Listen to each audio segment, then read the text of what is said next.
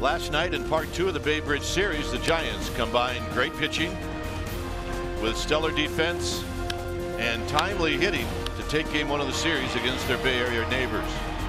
Tonight in game 2, Giants ace Madison Bumgarner takes the ball in another Bay Area showdown. The rivalry continues. Giants A's, and it's all coming up next.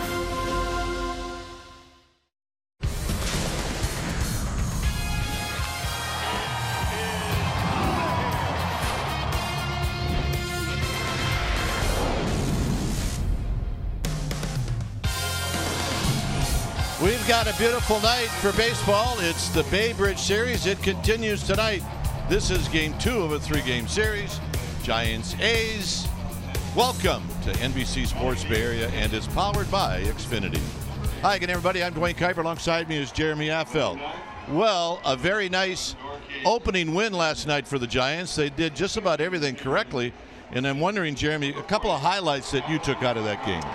Well, the first thing that stands out to me is starting pitching. When you have a young starting pitcher like Rodriguez coming out and throwing the way he threw to basically set the precedent for the second half, that's a big deal. And the amount of 2-out hits that they had shows me they got a live offense, and they're excited to come in and score some runs, and they don't give out. They weren't giving out, giving up cheap at bats. Right. And then the timely defense. I mean, seeing that kind of defense the way they played last night, it seems like everybody was awake. They weren't in that lull that some teams have after an All-Star break. And if you can out-homer the A's, you got a pretty good shot of coming up with a victory. All right, we'll have more of the Bay Bridge series from the Coliseum here in Oakland on a beautiful night right after this.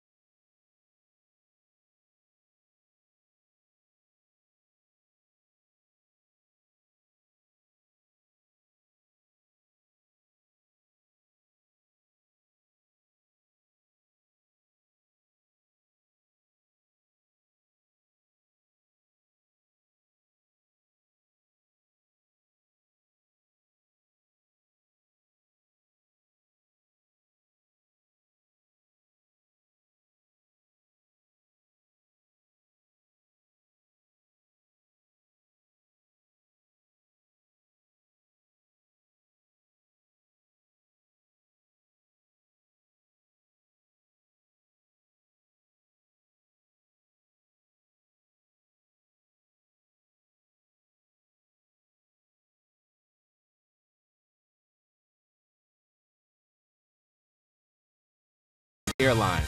Low fares, no hidden fees. That's transparency. Buy Jack in the Box. Try the $5.99 Jack Spicy Chicken Club combo with toasted sourdough. New from Jack in the Box. And by California's Great America. It's amazing at California's Great America. With roller coasters and water slides, all for one price. Here we are back in Oakland as we get ready for game 2 of this Bay Bridge series. And our game time weather is presented by the Santa Cruz Beach Boardwalk. Hey, it's the summertime. Get to the beach. The admission-free boardwalk is open every day. Very nice night. It's 68 degrees. You see the winds, which will pick up a little bit, the humidity, and it is a clear night for baseball, unlike some of the weather back on the East Coast. Here they come. A's take the field. Here's the starting lineup for the Giants, and it's brought to you by Southwest Airlines. It'll be Duggar, and then welcome back Brandon Belt. And Belt, his last 4 games in Oakland, very good. McCutchen, Crawford, and Buster Posey hitting 5th. Then it'll be Sandoval, Hansen, and the DH tonight is Hunter Pence, and hitting 9th in left field is Gorkis Hernandez. Trevor Cahill on the mound for the Oakland A's this evening. Record 1-2 with a 3.10 ERA and 52 innings pitched. 50 strikeouts, only 4 home runs allowed.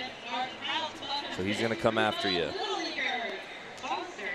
And you'll see him featuring, it's fastball, changeup, curveball, slider, but he is predominantly a sinker change guy. He's going to get a lot of swings and misses with his changeup. His sinker is going to get a lot of ground balls. He'll occasionally throws a knuckle curve. But look for his sinker and change against the Giants tonight. Defense behind Cahill this evening from left to right. Chad Pinder, Mark Canna, Steven Piscotti. Third to first, Matt Chapman, Marcus Seaman, Jed Lowry, Matt Olson, and catching Josh Fegley.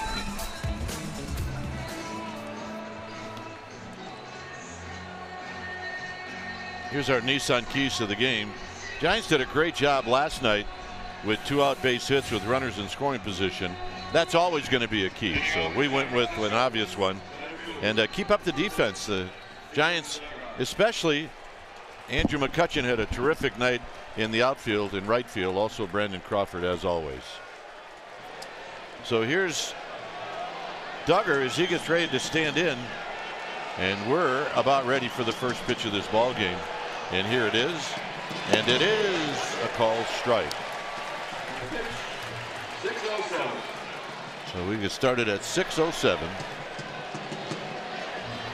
Duggar last night went 1 for 4. He scored a run.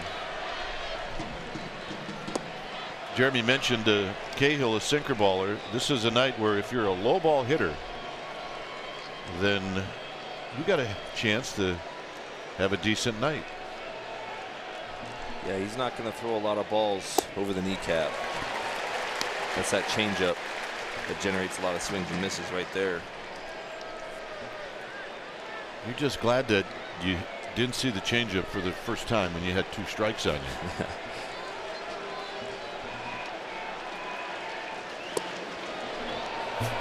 Home plate umpires Brian Knight, then it's Jerry Davis, Ryan Addison, and Pat Hoberg. And Jerry Davis is the crew chief. Duggar just took a close pitch. It's 2-2. Got him, and that's how this game gets started. Eventually, Duggar had to know that he was going to see it again. Yeah, and he throws it with such good arm speed and arm action, and it just falls literally off the table. Pitchcast is brought to you by SoFi, a modern finance company. Number 9, Brandon Belt. Here's Belt, the new dad. New dad for the second time. Augie. So Belt takes high. He's at 287 with 13 home runs, 42 driven in. It was Ryder Jones who took the at-bats last night in the absence of Brandon Belt. And a call strike. Giants are 6-4 in their last 10 games. The A's are 7-3 in their last 10. McCutchen to follow. It's 1-2. As the game progresses, the shadows are going to become an issue, which usually means for a low-scoring game, at least for a while. Got him. 2 down. Here's McCutcheon. Here's that last pitch. He wanted it in and ended up being away. That's just how much movement he has on that ball. And that's that side spin sinker with another, has some depth to it. It's almost like a 2-plane sinker, which makes it for a lot of ground balls. You're going to hit the top of the baseball a lot or swing and miss. Years ago, we used to call that a screwball. Here's McCutcheon, who had a nice night last night. Defensively, also hit a ball off the wall in left center field. McCutcheon's got some ownage on Cahill. He's 6 for 12 with 3 doubles and a home run.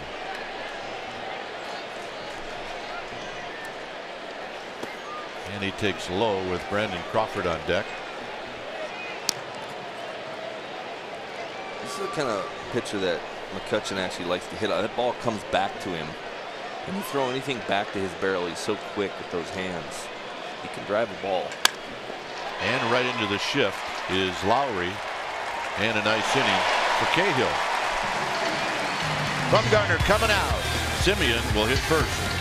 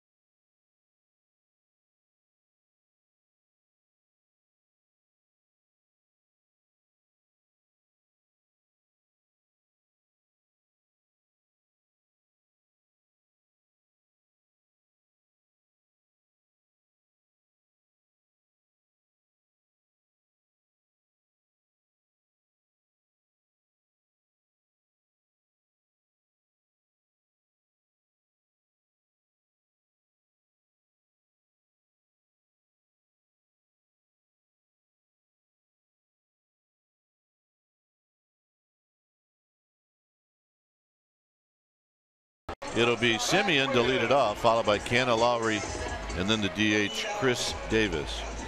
Piscotty's got a 10-game hitting streak. Piscotty will hit 5th. The 2 Mats, Olson and Chapman. Then it's Pinder and Fegley hitting 9th. Bumgarner on the mound this evening. So good to see him back in an everyday rotation. 2.90 ERA, 49 innings pitched, 41 strikeouts. 5 homers allowed. He's attacking the strike zone. They're going to swing a little bit more off him because he's throwing a lot of strikes right now. You can see a lot of it's a fastball cutter combination. He's going to kind of go 4-seam on one side, cutter on the other. Sometimes he backdoors the cutter. Throws a curveball, keep guys off balance, and very rarely he throws a changeup. And he even throws the ephus every now and then at you. Every now and then. So here's Simeon hitting 254. 1 for 4 in the game last night. And a called strike. He's had 10 lifetime at bats against Bumgarner with a couple of hits. The guy's playing Simeon straight up. The only overshift is Belt way off the line at first to the back foot, and that evens the count. Outfield straight away. A's have done most of their winning on the road. They're 24 and 22 at home.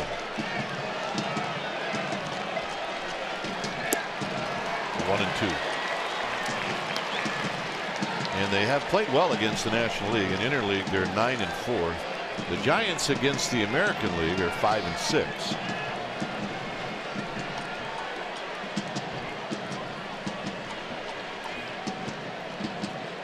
So here's the 1-2 to Simeon, and is way outside. 2 and 2.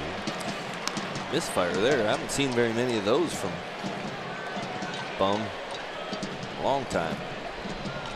I like it. Effectively wild. 2-2.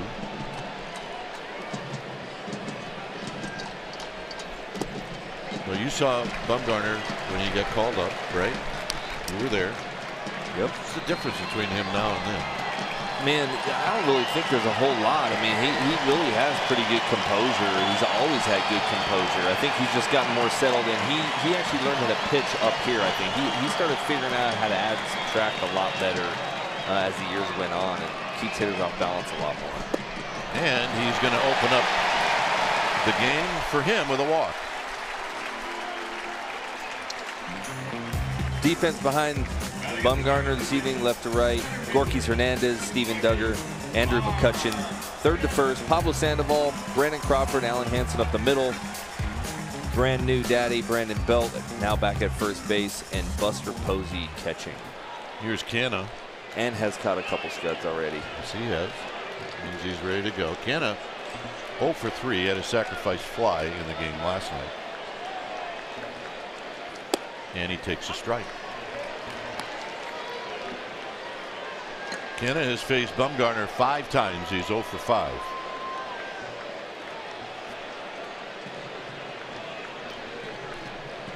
Simeon is the one A's in the lineup that will run. He's got 10 steals. He's been thrown out 4 times. He doesn't go here, and that pitch is inside to even the count.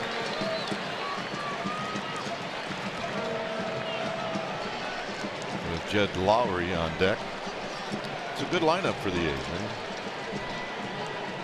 What they do is they grind out at bats very well.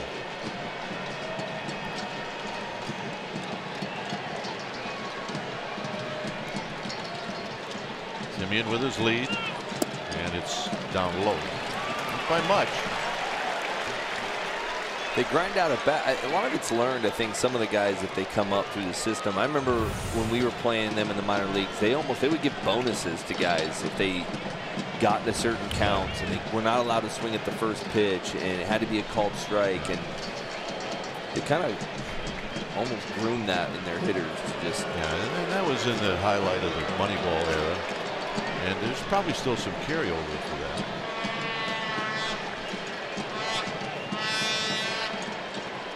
So it's 2-1 to Canna.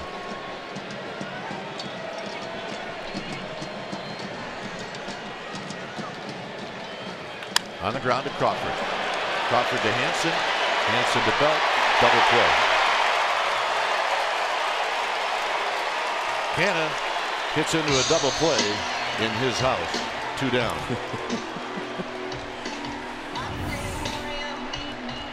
Like a little out in front. I don't know if it was a cutter. I think it was a cutter. I don't think it was a changeup. That's what that cutter will do a lot of times for you. It gets him out of jams. He kind of looked a little herky-jerky a little bit on the first hitter. He didn't look real comfortable. Even at that bat, he had a couple misfires. But, man, that cutter, he can get you out of a lot of jams. Here's Lowry. And Lowry takes a strike. Lowry more at bats against Bumgarner than anybody else in this A's lineup. 20. He's 5 for 20 against Bumgarner.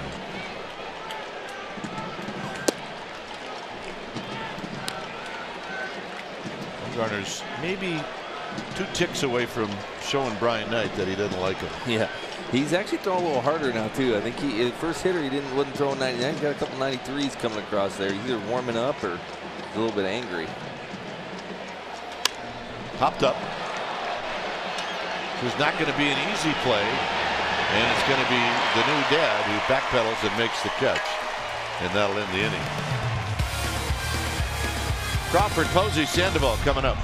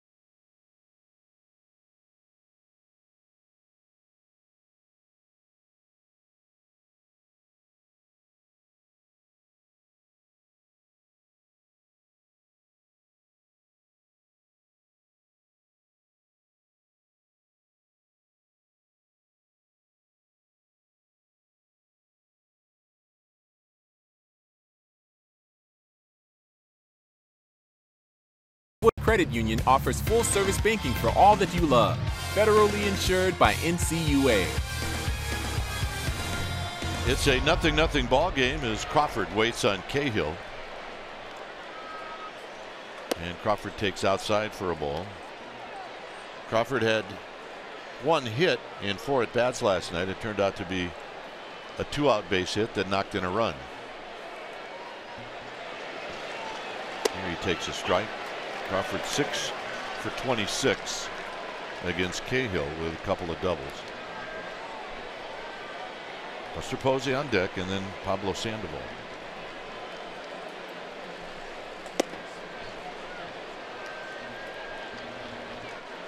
There are some, I'm sure this is a sellout, but I think there's some people still trying to get into the park. Yeah, coming in today, there was a lot of people in the parking lot. I don't think they've come in from the tailgate party yet. I think you're right. And why should they? They can hear the game. Yeah. The hot dogs are cheaper. Yeah. Sodas are cheaper. Yeah. You don't get the environment, but hey, I can come in 3rd or 4th inning, but I'm going to continue to crush hot dogs here for a bit. You're a hot dog guy. Crawford takes it tight. It's 3-2.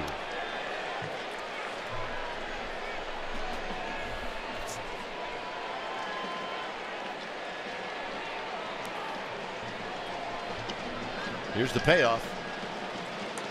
And he walked him. Well, in the next homestand, the Brewers are in town for a 4-game series. The Saturday game, the 28th, is the annual Giants Wall of Fame induction ceremony. And going in will be Matt Cain, Ryan Vogelsong, and Brian Wilson. It's a free event. It's going to start at 2 p.m. on King Street between 2nd and 3rd. And then stick around, watch the Giants take on the Brewers.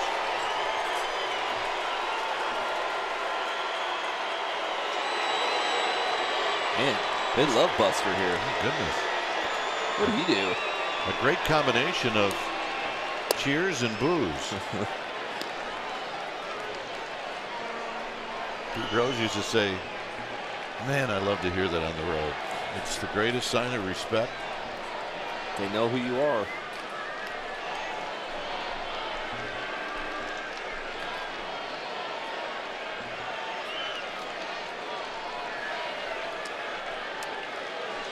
It's so hard if you're a hitter when you know that Cahill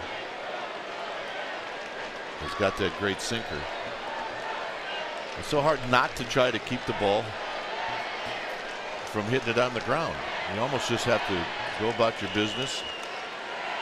And right now he's having trouble throwing strikes. It's 2-0. As a hitter, you want to look for the sinker up. You don't want, if it starts down out of his hand, if you swing at that ball, you're going to hit the top of the baseball. You're really looking for that ball to come out higher than normal out of his hand. That's the one you want to swing at. Well, Buster's in a spot now where he doesn't have to swing. It's 2-0.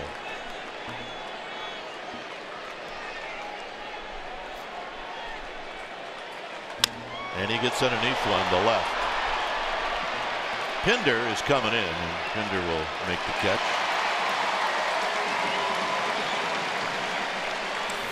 Mercedes pivotal play.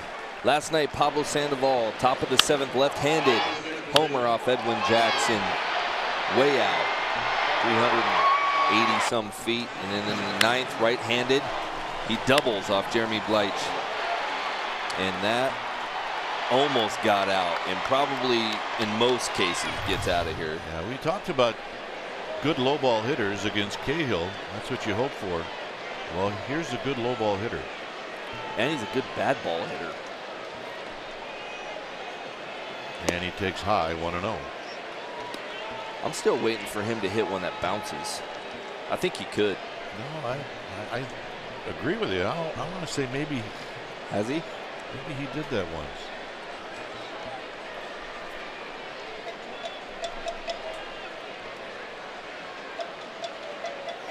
And he chases.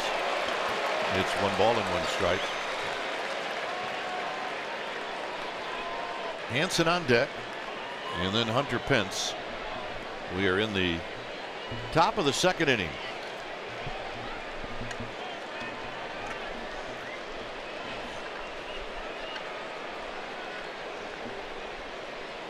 Crawford with his lead.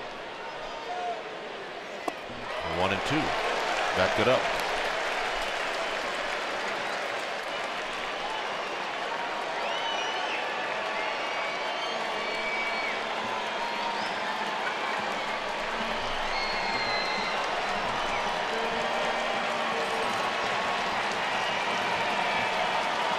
Piscotti way off the line and right.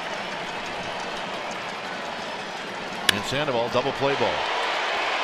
And that will end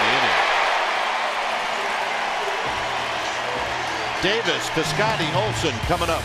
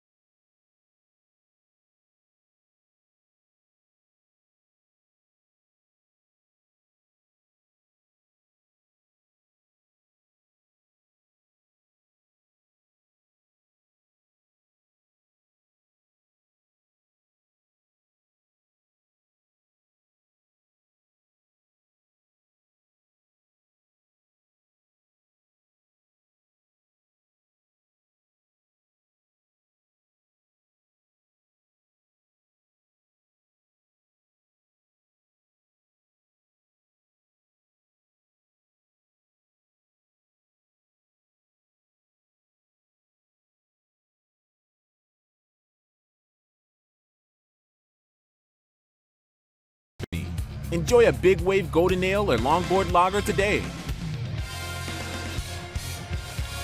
Here at the Coliseum, it's 0-0 as Chris Davis stands in. Davis likes that first pitch, so Bumgarner does not throw him a fastball, and it's no balls and 1 strike. Davis, tons of power, and he swings for it. 21 home runs, 64 runs batted in.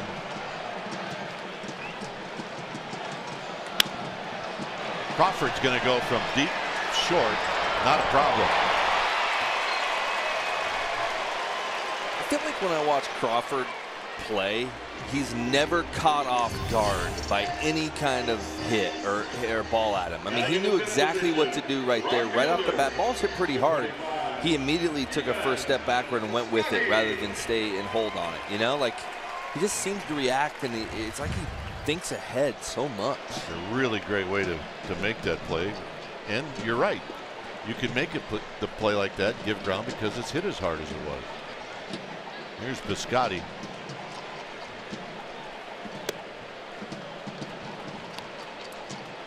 Piscotti is at 263. He's 1 for 5 against Bumgarner. With Matt Olson on deck. Piscotti, did he hold up? He did. It's 2-0. That's the crew chief, Jerry Davis.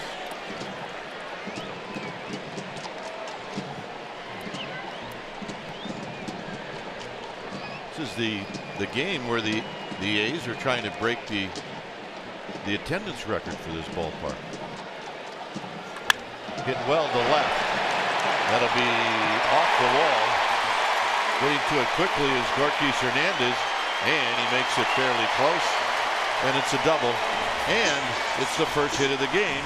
And let's go to Amy G.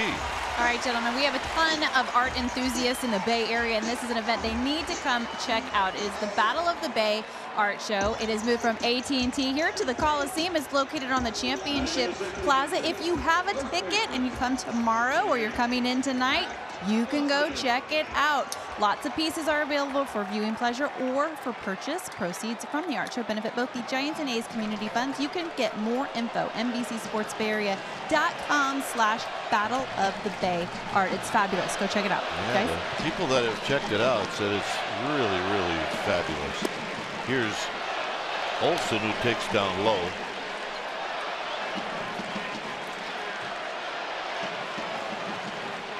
Olson hitting .233, like others in this lineup, lots of power, and he'll swing for it like that, and it's 1 ball and 1 strike. He's had only 2 lifetime at bats against Bumgarner, and that was a week ago, and he's 0 for 2.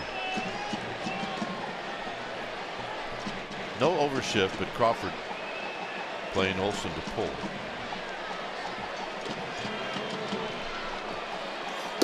It's high. 2 balls and 1 strike.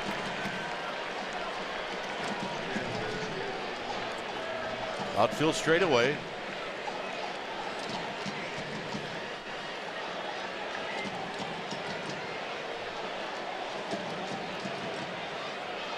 Let's see, Olson, he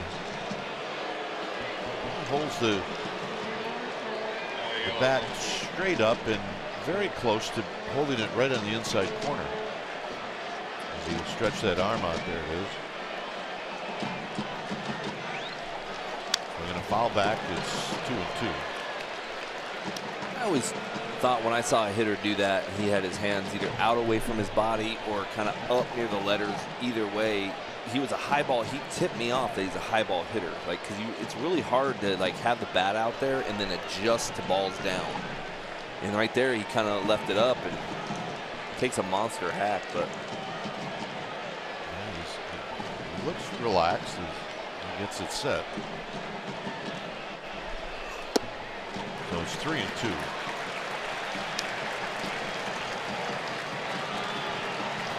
These are these grinding at bats that we're talking about. There you see the great chart for Olson. Does hit a fair amount of balls towards that hole where the shortstop lays. Here's the payoff pitch. Foul back. We got a fastball at 92. You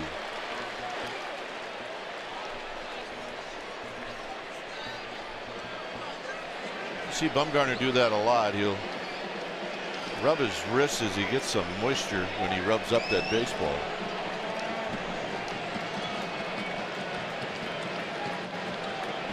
He's had that same routine since he got here. Runner goes. Swing and a miss. Posey's throw. Not in time. Now, Sandoval wants him to take a look at it, but I guess why wouldn't you? well, he took so long to make the call, and he was like staring at the bag. He was trying to figure out if he's on the bag. So to me, I'd tell him to check it too, just because the umpire didn't seem real confident in the call. This is a pretty delayed call here. All right, he's off the bag, right? Yeah, I'm saying he got him on the back of the... Nope, he must not have got him on the back of the calf. I thought he got him on the back of the calf right there. I don't know, man. That's pretty close. Yeah.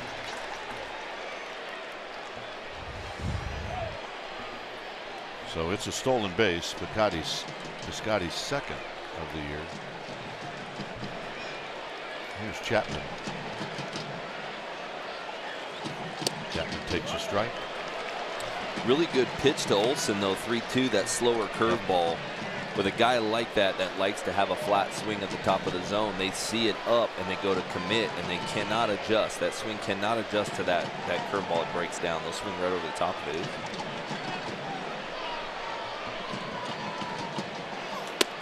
Very high. So here's what we're looking at. See, right there, I felt like he got him, but maybe he doesn't, because you can't really tell if he got him or not. You can't tell if that glove is on the back leg or not.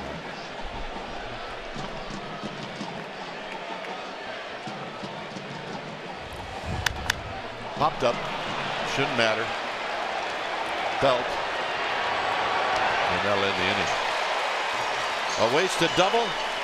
Hanson, Pence, Hernandez coming up. It's race time, A's fans.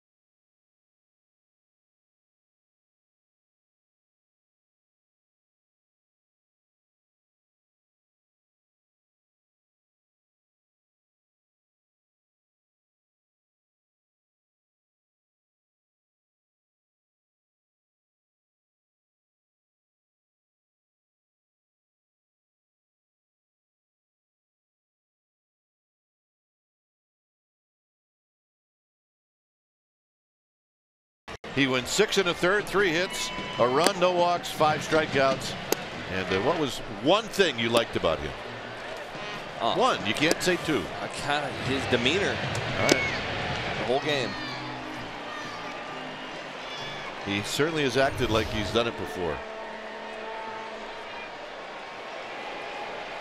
Here's Hansen, who takes high. 1 ball and no strikes.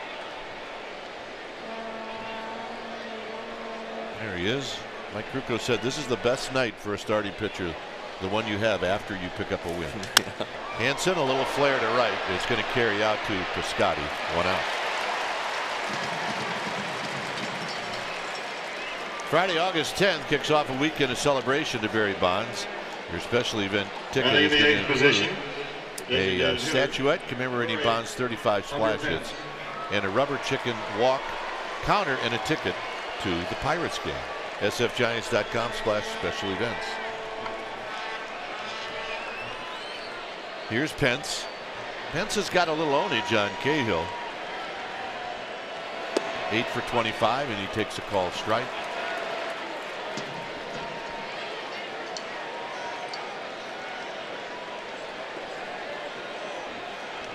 With Gorkis Hernandez on deck. Pence with a swing. And he's going to miss. Nothing in 2.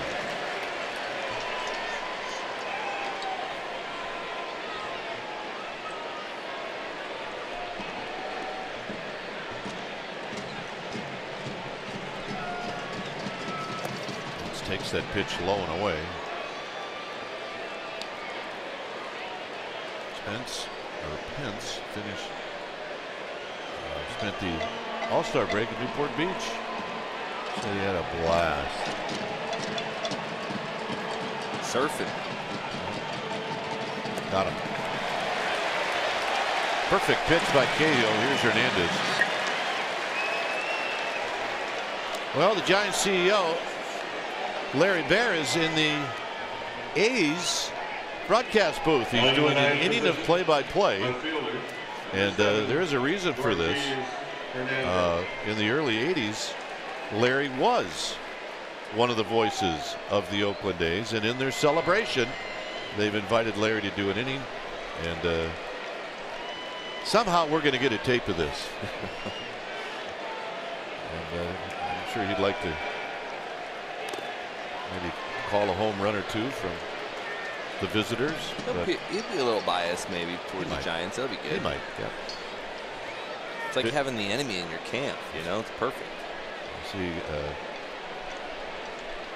Vince Catronia on the left, Ken Korak on the right, and Larry right in the middle. A's had a big pregame ceremony. Gorkis takes outside, 1 ball and 1 strike. A lot of the members of that '89 World Championship team came out in a convertible. Introduced Sandy Alderson and Walter Haas Jr. throughout the first pitches as Hernandez with a underwater swing. There you go, Hernandez.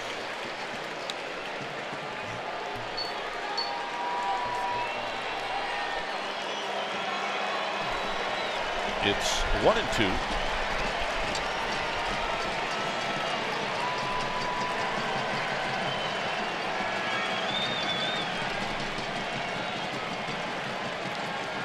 And now Gorkis asked for time.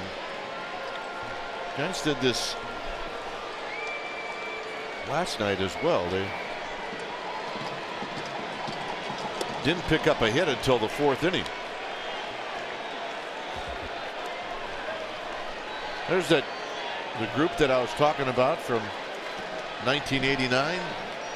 See Sandy Alderson in the short sleeve shirt. Gorkis towards the hole. Simeon on the back end. His throw is in time, and that'll end the inning. Pinder, Fegley, Simeon coming up.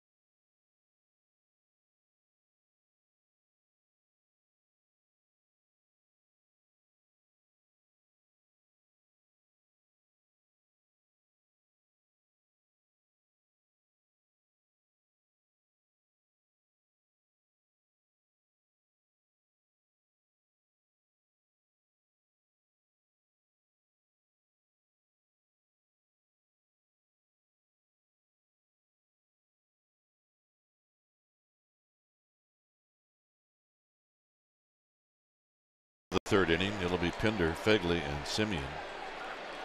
One hit in the game, and that's a Piscotty double. Pinder hit a home run off of Bumgarner last week.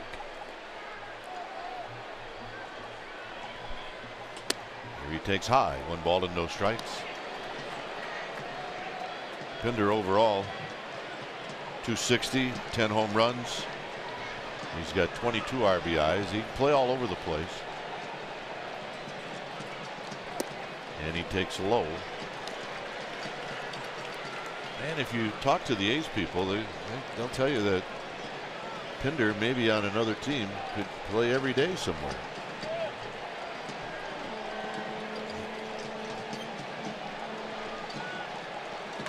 Popped him up. Hansen sees it. Belt doesn't. And Hansen makes the catch. Here's our Coors Light refreshing finish on July 13th, just a week ago versus the A's. Madison Bumgarner gets a win, throwing 6 innings, giving up 3 hits, an earned run, 3 walks, and 5 Ks. Basically, bum being bum. Orange Friday. And that was the game where Maranta came in with the bases loaded, nobody out, in a 1-run game, and kept the A's from scoring. And first time I can remember Bumgarner gave somebody a hug. It was a bear hug too. I mean, wide open arms, wrapped him up. 2 big guys. Snuggling right there, man. He was. Fegley bounces it foul. It's 0-2. There's Maranta. He mentioned it after the game. He said, "What did Bumgarner say to you when you came off the mound?" He said, "He didn't say anything. He just gave me a big hug and I couldn't get away." For a reliever, there's not a better feeling in the world when you have your starter working as good as he did. Kind of had a little blip on the radar, and the next thing you know, you're out there trying to get him out of a jam, and you do. And he gets the win. John Miller's here, looking dapper as usual. Dave Fleming and Mike Kruker on assignment. I'll head over to the radio side for innings 4, 5, and 6.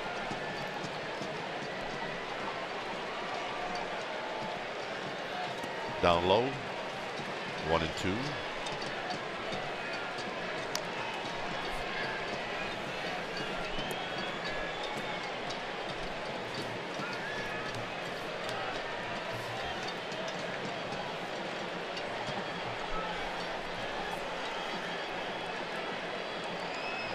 The 1-2 to Fegley is outside, 2-2. A lot of times those situations too, your starter will get confident enough in you where he wants you pitching after him, and you almost kind of can relax a little bit if you're not feeling that good. So, okay, I know he's warming up. He's going to get me out of his jam. I'm going to make this pitch right here if I can. And so it's a good thing when the starting pitcher really trusts who's coming in after him, and that's one way to earn it.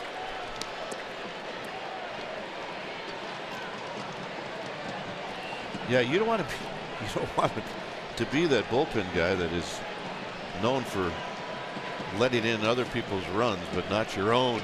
Yeah, it's just a bad feeling. Got him.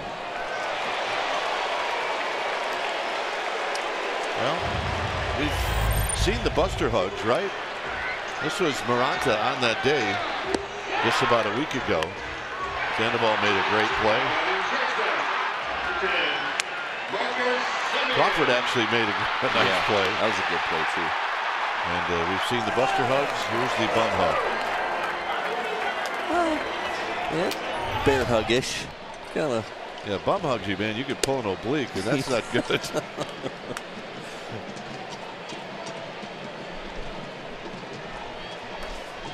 Simeon takes a ball. No score. And a swing. Ain't gonna miss. Hitters do not like 6 o'clock, 5 o'clock starts, which is usually in postseason. That's when they start, right? Yeah, I mean, pitchers love it. The shadows, man. And you can... Sandoval will get it on the third hop. His throw is perfect, and that'll end the inning. John will be in for 4, 5, and 6. I'll see you back here in the 7th. It's 0-0.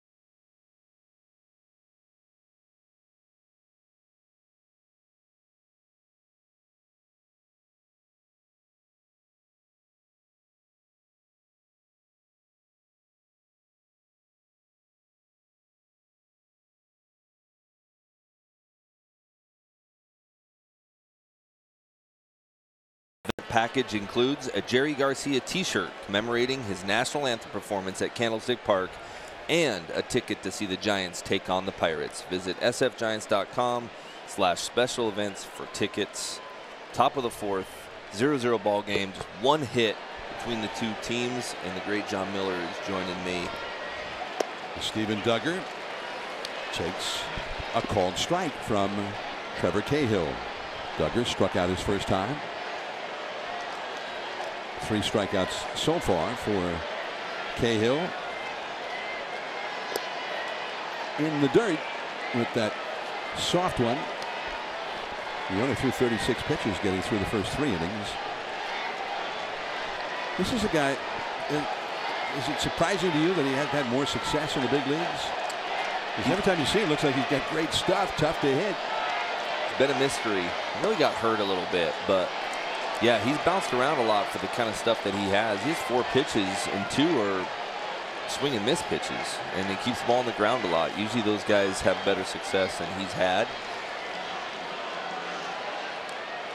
But I think coming back here to Oakland where he started is probably a little bit more comfortable for him. Way off the outside, 3-1 the count now. Brandon Belt on deck. Andrew McCutchen due up 3rd in the inning.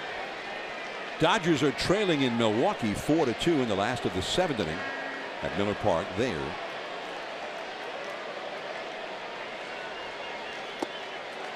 And that was a foul tip. That was ball 4. Giants have had a real hard time laying off that off speed. That changeup, man, he just sells it. It looks, when it comes out of his hand, it looks exactly like his sinker, and it just dies. He's got a parachute at the end of it. It's a pretty good pitch. Left field. One away. Chad Pindu.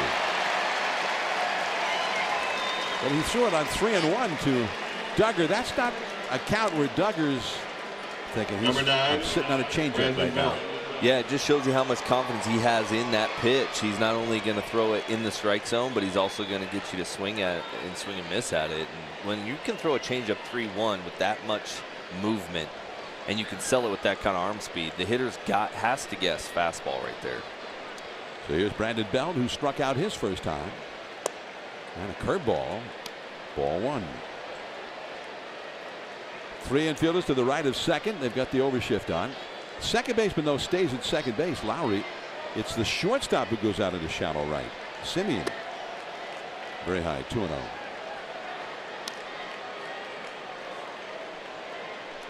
StatCast.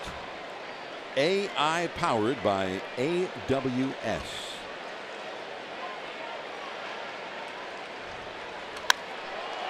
That ball to deep right field. It has a chance all the way back to the wall. Goodbye! Brandon Belt launches one at the Coliseum, and that's the Giants' first hit, and it's the first run of the game. And listen to these Giants fans, and there are many. You got to give that ball back to him, right? He's got to be able to give it to his baby boy. It's the first game after he was born. I think they need to go get that ball.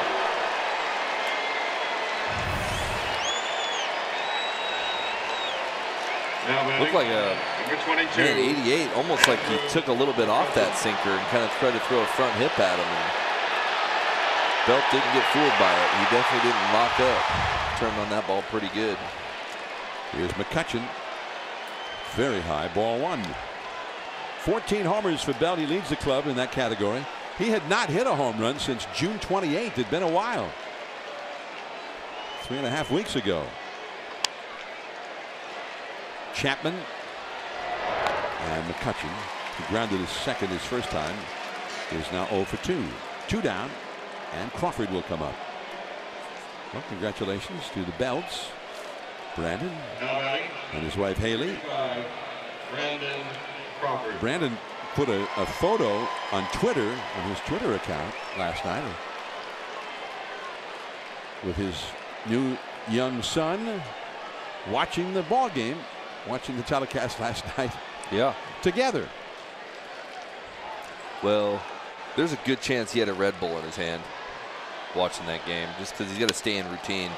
Crawford, left center field, and ducking under it at the last moment, Pinder, as Canna made the catch. The inning is over. But Brandon Belt goes bye-bye, baby, as Russ Hodges used to say. 1-0 Giants.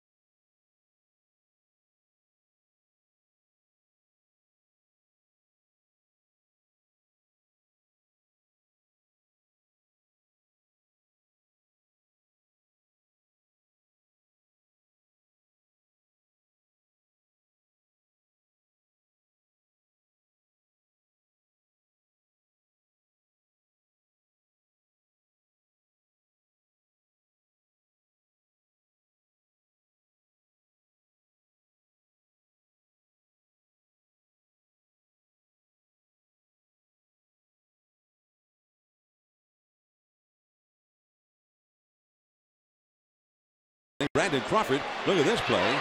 Pablo handled it from there. Gorky Hernandez with an outstanding catch on a sacrifice lob by Canna.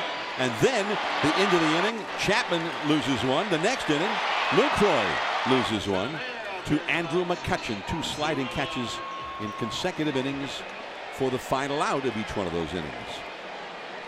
Brandon Bell with a home run to put the Giants ahead here the day after the birth of August Kyle Belt and his wife Haley. And yesterday, so they were a little bit busy. Brandon back tonight, and he celebrates in his own way. And whether he'll get that baseball back or not, we don't know. Could be nice. Mark Canna, who knocked in Oakland's only run last night, and that was that play we just showed you, the excellent running catch by Gorky Hernandez. He really clobbered that ball, and Gorky took away a possible extra base hit from him, although a run did score on the play.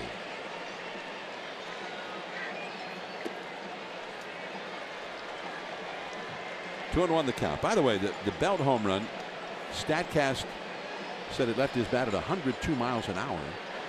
But talk about a towering fly ball. At its apex, 141 feet above the ground. Yeah, he tends to hit him pretty high. That swing he's got. That's why he can hit him out of AT&T over there, because he can hit it high enough to get it over that wall. The low line drives don't get out. Brandon Belt, he was on a great home run pace. And then he got the appendicitis. And soon after that, when he got back, the home runs stopped. That is called strike 3 and 2 the count. Canna thought he had a walk. He grounded into a double play his first time. He might have won himself a breaking ball right here after that take. I think he's going to want to throw. I don't think you give in and give him any kind of thing, anything hard right here. I bet Bum feels good. It's going to be a curve or cutter. And the cutter looked like 87 miles an hour, down off the foot, a foul ball. Okay, so he went with the cutter. Now what? I mean, as confident as he is with the cutter, I think it's a good pitch. I think he can also throw that curveball. I think he worries sometimes on that curveball 3-2 that it could come back into his swing, how he throws it. But I don't see him throwing a four seam to this guy in this situation. Canna, who hit a home run that beat the Giants 1 week ago tonight. Did he swing? Yes. First base umpire Jerry Davis says that was a swing. And it was another cutter. It was another cutter. I'm actually surprised he called a swing on this, but yeah, he swung. I mean, it's close. It could have gone either way, but Buster wanted that one. I think it was pretty close to being a strike. I mean, that was our strike zone said that it was over the inside. Yeah, I think here's the pitch right here. I mean, oh yeah, it caught it. It was off the inside. Now Lowry got the call on that one. Curveball on the outside, 79 miles an hour. Brewers 4, Dodgers 2, top of the 8th in Milwaukee. Brewers came back in that one with a 3-run 6th inning against Clayton Kershaw. That was a very slow curveball, 71 miles an hour. He hasn't thrown very many of them. I think they said coming into the game he's only thrown like one that have been under 75. So he doesn't throw a lot of slow curveballs, but there are times when he'll throw almost the eephus up there and just kind of spin it and let the hitter kind of swing and miss and get himself out. And that is all for Lowry. 2 down. Let's go to Amy G. All right, gentlemen, a very special evening for Giants pitching coach Kurt Young last night. He was honored on the field before the game. He was chosen as one of the A's top 50 players as they continue to celebrate 50 years of the Athletics in the Bay Area. Now, Young, of course, had several stints with the A's as a pitcher and a coach. I talked to him earlier today, guys, and he said to be a kid from Michigan and be drafted by the A's, that was such an exciting time for him. He knows so many people that still work here. It's very special for him to visit, but when it comes to game time, it's game on. Gentlemen. All right, Amy, thank you. And Kurt Young, who was on the field tonight with that 89 team, and all those guys were wearing A's jerseys, except there was one guy out there wearing a San Francisco Giants uniform. Kurt Young. He's a great pitching coach for the Giants to have. He's a low-key guy. Kind of has a similar personality to Rags in the sense that when Rags wasn't really like, you know, overly animated. He was pretty calm, and he always kind of made you feel a little bit calmer out there when stuff was getting out of hand. He never kind of let it get to him. So it's a good transition for the Giants.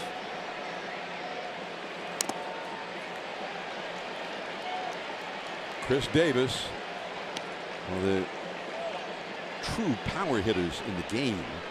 And it was once he got to the American League with Oakland that he really seemed to blossom. And this is not a ballpark that seems to favor the power hitter. This is one of the tougher parks in the American League for home runs, but he has had 42 homers and 43 homers in his first 2 years with Oakland. And he's at 21 this year. Fastball away, 2-2. Yeah, he has a lot of power. He was hurt a little bit this year too, I believe, correct? Yeah, he spent some time on the DL. Still has 21 home runs. He's the DH. Off the outside. Buster held it there a little bit, but off the outside.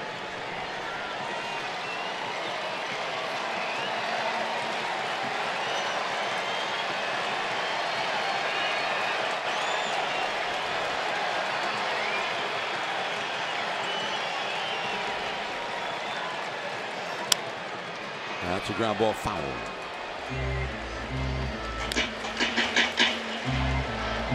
The Giants with a 1-0 lead. They've got a run on Brandon Belt's home run in the first half of this inning.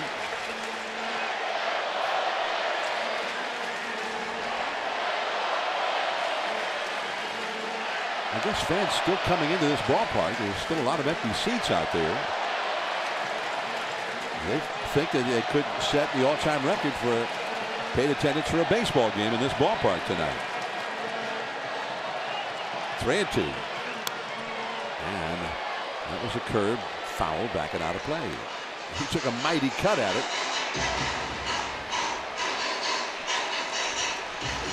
The biggest crowd up to this point for a baseball game, 55,989. And that was for a Giants game with the A's in 2004. Late June. In Oakland? Right in this ballpark. Yeah. I was gonna say, I don't think the Giants can hold that many.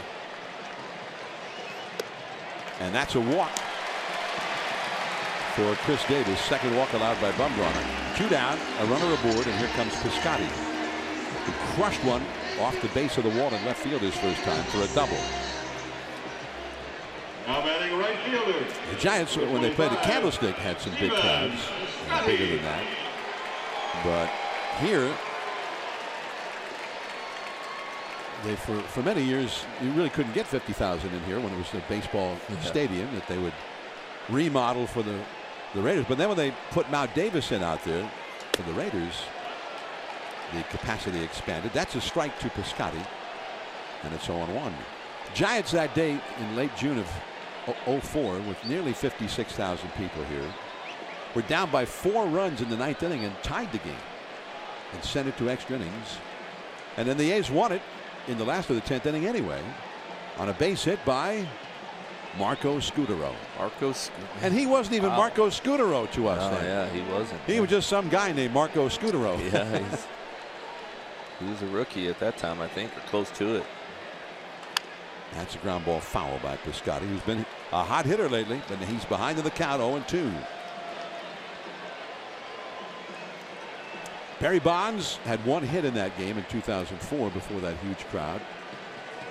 And Barry hit so many home runs at that time that it was a major note after the game that he had now gone 32 consecutive at bats without a home run. He was losing it. What? And back to the bag is Chris Davis.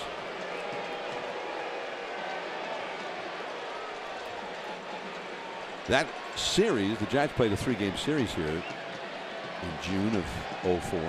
158,000 for the 3 games. And the A's are hoping that they'll break that record for a 3-game series this weekend as well. 0-2. And the curve in the dirt blocked by Buster Posey. Well, that upper tank up there in center field, there's a good amount of people. I mean, there's a lot of seats up there. So, I mean, it's not full, but there's a good amount of people up there. If you were to bring all of them up there and put them into the stadium, you've filled up pretty much the entire stadium over here. But well, and they announced before the game started that it was already sold out. And the Mount Davis was sold out as of yesterday. So there's a lot of empty seats, though, and I can only guess that people are having a hard time getting in. getting in. Looks like there's a group of people over there on the over the Raiders sign in left field. They're all standing, watching the game. But you're right. You're trying to pack in 56,000 people here. There they are. A lot of line to move through. So sort of a bridge between the main seating area and the football, the Mount Davis seating area. Near the what they call the tree house here. A new feature at the Coliseum this year. So now it's 2-2 to Piscotti. Dangerous hitter, lots of power. The pitch. And that is all. Good pitch. That ball almost hit him in the right foot. All those A's from the '89 team honored before the game, and including the guy in a Giants uniform, Kurt Young.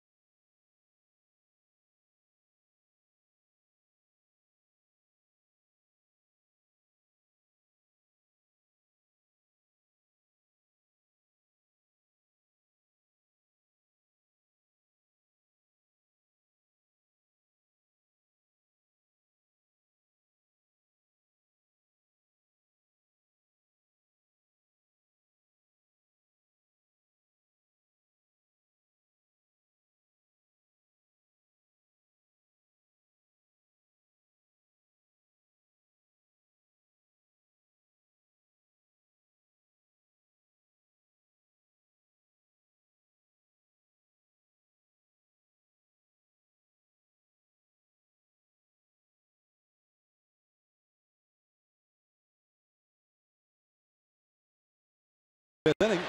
Look over at Oakland International and San Francisco Bay off in the distance. The peninsula. Buster Posey. That is called a strike. Ooh. Strike zone's getting bigger as the game goes on. According to our strike zone, it was several inches off the outside corner. Buster hit a fly ball to left center. He's 0 for 1. Down ball to short. Simeon. One away. The Giants leading on the Brandon Belt home run, 1-0 here in the fifth. Belt, we mentioned about his new son. He and his wife Haley delivering the son yesterday. And his name, as we mentioned, is August Kyle Belt. And Belt wanted to honor his college baseball coach at the University of Texas, the late Augie Garrido. He was a long-time college coach. And at the University of Texas, Belt played for him for a couple of years as Pablo takes a called strike. And Brandon said he thought it'd be a great way to honor somebody whom he truly loved, who helped him in life and in his career. And he thought that was the coolest way to do it. It's a good way to do it. Augie Garrido was a 47-year college coach, and the last 20 of those were at Texas.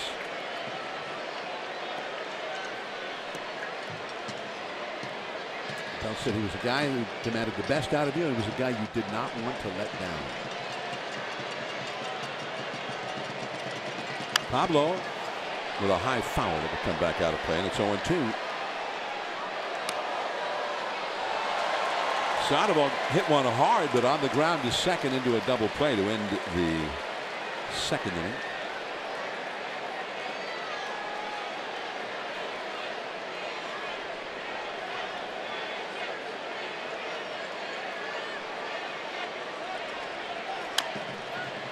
And foul right past Ron Wotus, the third base coach. A big slow curveball, and Pablo waited and waited and then kind of slashed at it.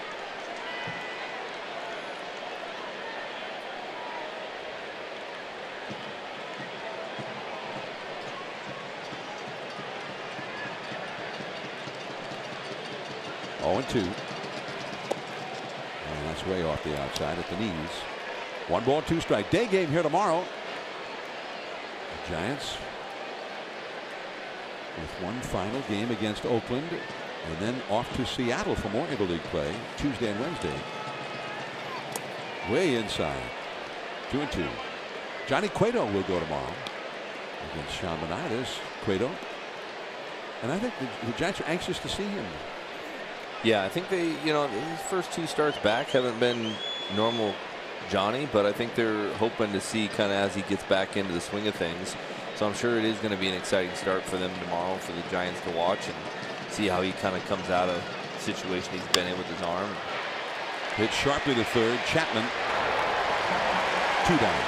The Giants definitely need him down this stretch run, though. They're going to need, you have to have 3 or 5 guys kind of hitting on cylinders in that second half, at one time. Like, you might have a little bit of a lull here with one guy, but then hopefully the other guy steps up. But the key is to win series, and if you can win a series, you got to have 3 or 5 starters pretty comfortable out on the mound.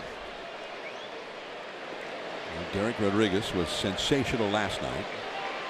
Bumgarner going tonight.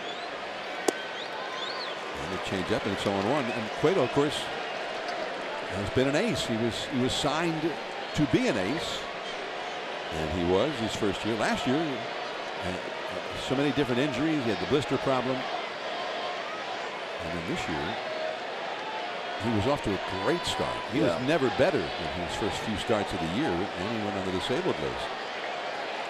And there was a lot of concern that maybe he was going to need the Tommy John surgery, which would have ended his season. But he's back. That is on the inside for a called strike. 1-2. Hansen lined out to right. He broke his back. Still hit a liner to right. Back in the 3rd inning. So he's 0 for 1. 1-0 Giants here in the first half of the 5th inning. Facing Trevor Cahill. That is caught by Simeon.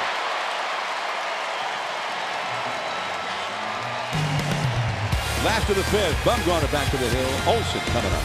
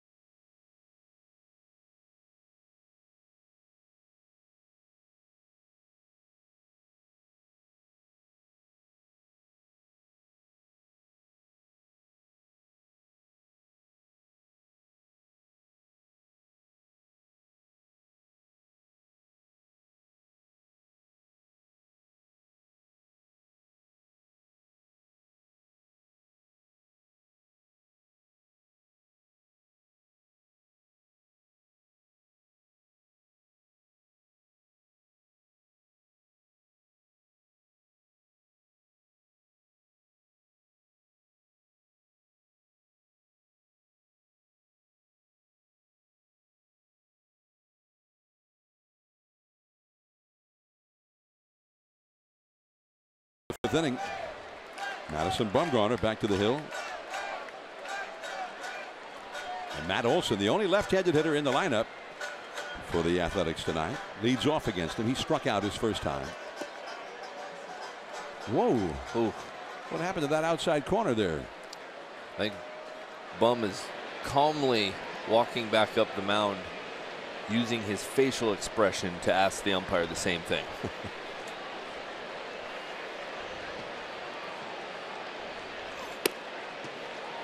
Off the inside, 2-0.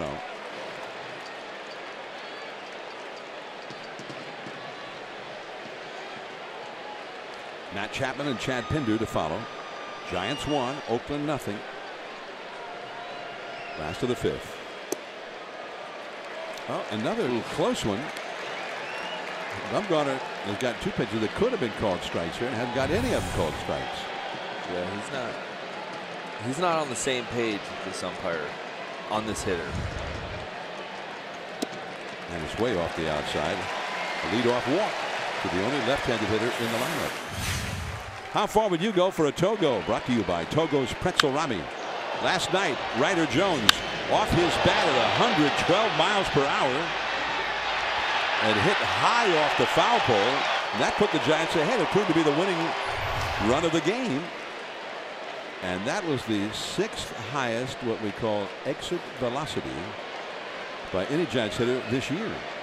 Mac Williamson is the only Giant to have hit a home run harder than that. And that was back in April in Anaheim. Mac hit one 114 miles per hour. Ball 1 to Chapman. So Bumgarner has not yet thrown a pitch that was ruled to be in the strike zone yet in this inning.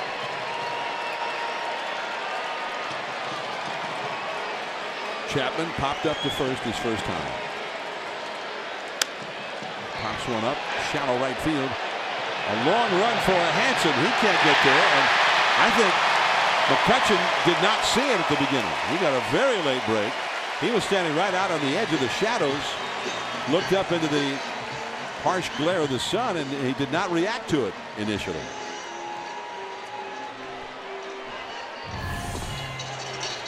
Yeah, this was a lazy fly ball. Hanson had to go a long way, but you're right, McCutchen didn't look like he was really running all that hard after it. Almost like you're right, he didn't see it. So kind of might have lost it, and the sun is starting to kind of fall right in front of him, and it might have messed him up a little bit. So Chapman gets the bloop single, 2 men on, and here's Chad Pinder, right-handed hitter with power. And that is a foul out of play. Pinder in San Francisco last week accounted for the only Oakland run against Bumgarner with a home run to deep left center at AT&T Park against him. He popped up to second in his first at bat in this game. Oakland with a great opportunity here, 2 men on and nobody out. Fegley on deck. 1 ball, 1 strike. Bumgarner thrown a lot of pitches. Yeah, 2-3 innings. Yeah, he's kind of been in the strike zone or way out of the strike zone. He hasn't kind of been overall around the strike zone tonight. I'm sure if he's as comfortable as he was last game. But he's also not getting some calls either. Like, I think he wanted that call too. He's going to pitch for a ground ball. I mean, he's trying to get the double play ball right here, and if he can get a strikeout out of it, he can go after the double play ball with the next guy. But he's not wanting to give him anything to drive. 3-1. Josh Fegley on deck. There's Fegley, number 19. And this Oakland crowd coming alive now. The Giants leading 1-0, but Oakland with a threat here in the 5th. 2 men on, nobody out.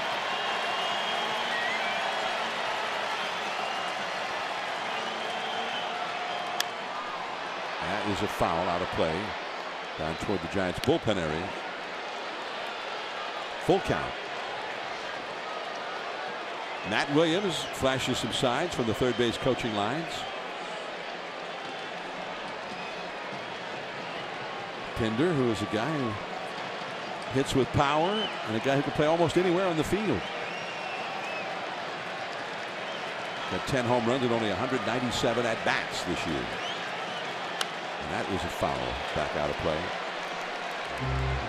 See how late that cutter, I mean, I think the entire ballpark knows the cutter's coming right there, and it's just such a late cutter that a hitter cannot pick up when it's going to cut, and so they go out to attack it. And if it can cut just an inch or two off that barrel or off that sweet spot, you're going to get a foul ball or a weak hit or a weak ground ball or a weak pop-up. Having that cutter has been a big weapon, and it helps in these situations. And he went down for that one. Got a piece of it. So the battle continues. Still 3-2. Bumgarner rubs up the new ball sent to him. This will be the 8th pitch of this battle between Bumgarner and Pinder. Olsen led off the inning with a walk. He's at second. Chapman followed with a bloop single. He's at first. And it's a walk. And now the bases are loaded with nobody out.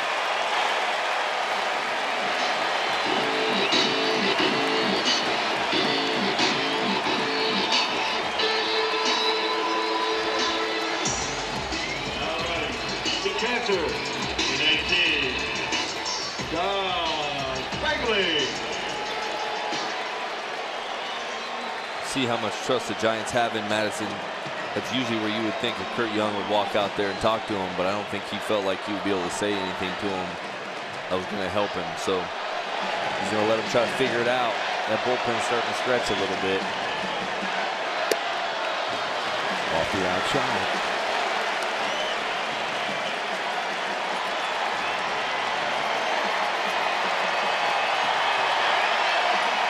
The infield is in double play depth. They'll give up a run here to get a double play. The main thing is to stay out of a big inning with Olsen at third, Chapman at second, Pinder at first.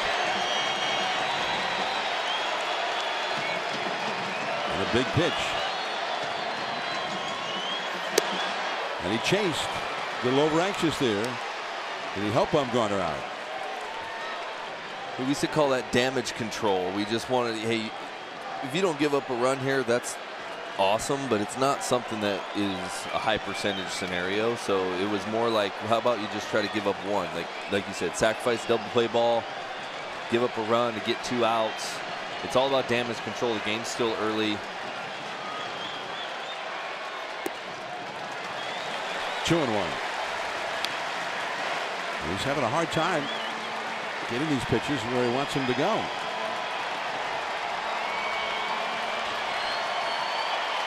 '81 pitches in the game, thrown by Bumgarner now.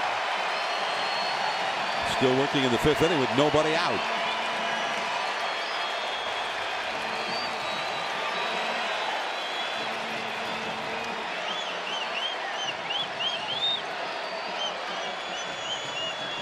Two and one to Fegley.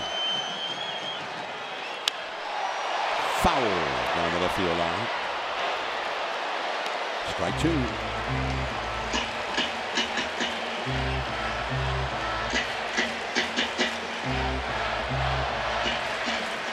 He's going to want to be covering the outside corner, and Buster and Bum both know it because he was kind of given a pretty big strikeout the last time he faced Fegley, and it was a ball that was 3-4 inches outside. So I mean, he's definitely going to want to cover that corner, and Bum's going to try to stay in on him, but it's got to be in with some movement because you don't want him getting that barrel to the inner half.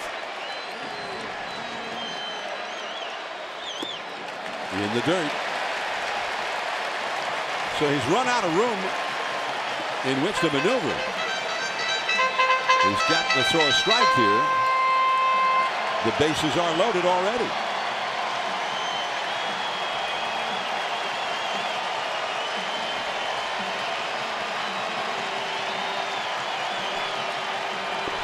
Leadoff man Marcus Semien is on deck. 3 men on, nobody out, and a 3-ball, 2-strike count to Fegley.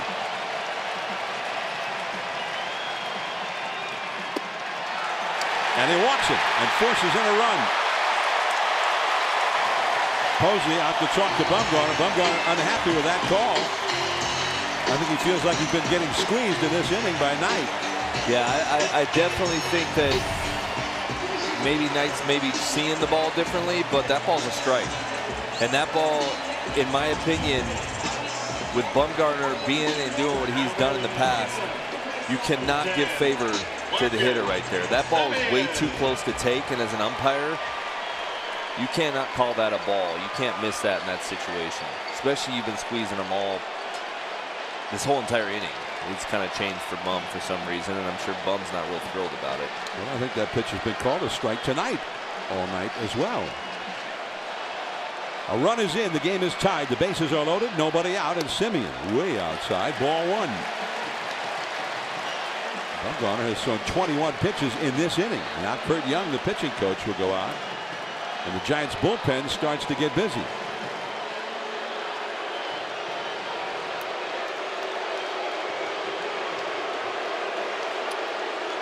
Three walks in the inning. The only hit was that pop-up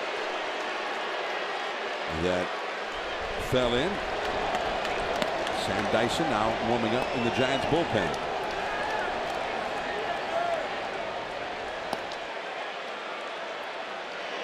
Posey and Crawford, a few more words with Bumgarner as Young has already started back to the dugout. The Brewers beat the Dodgers. That game's over in Milwaukee. 4-2 the final. And they beat Clayton Kershaw in that one. The Giants have their own problems here right now. Ball two.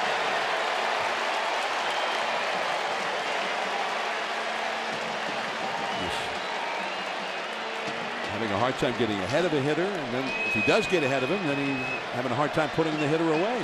Yeah, the whole game. I mean, he's thrown, you know, he's kept them from scoring pretty much the whole game, but he hasn't been as around the strike zone consistently as he usually is. And you can see he's almost like he jerks a ball. He'll jerk it or he'll leave it outside. So he's not in sync with his delivery.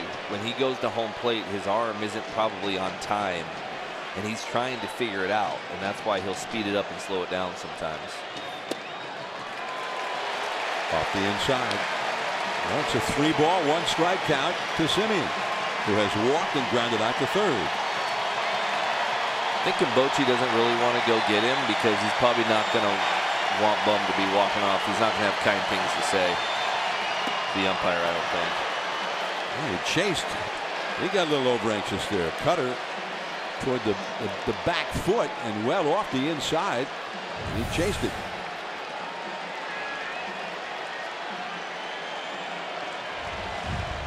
Three and two. Canna is on deck. The big power hitters are coming up after Simeon, who also has some power. And that is a foul out of play off to the right.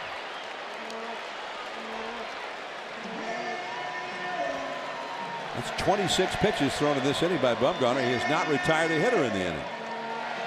Yeah, 3 walks. That's been a long time since I've seen him walk 3 guys in an inning. He's got 5 walks on the day. Definitely not what you normally see from him. That is foul.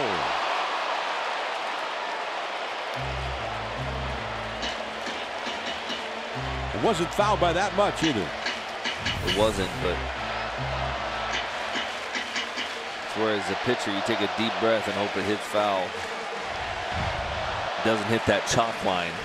That's the biggest letdown when the ball hits the chalk line.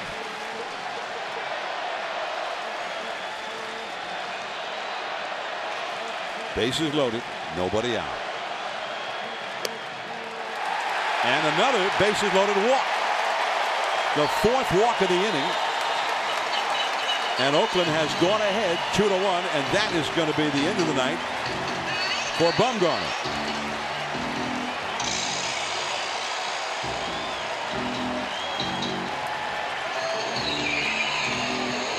He just couldn't get that ball on the outside corner when he needed it.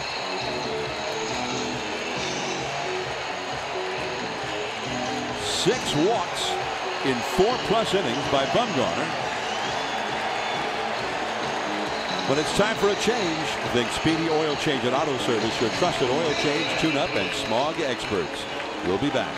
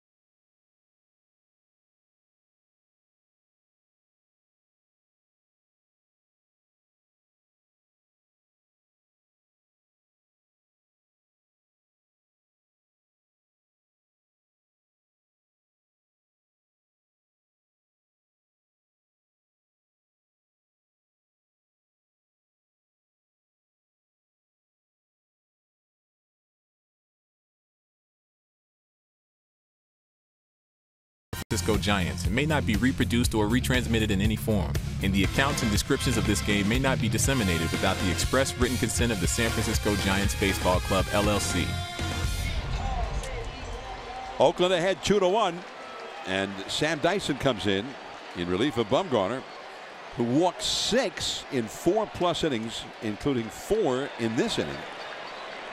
The most walks he has ever allowed in any game in his career in the big leagues. So here's Dyson, the sinker baller, and as he comes in to face the heart of the order, Canna, Lowry, Davis, Piscotty, all home run hitters. And the bases are loaded with nobody out. The middle infield double play deck. Canna has grounded into a double play and been called out on strikes.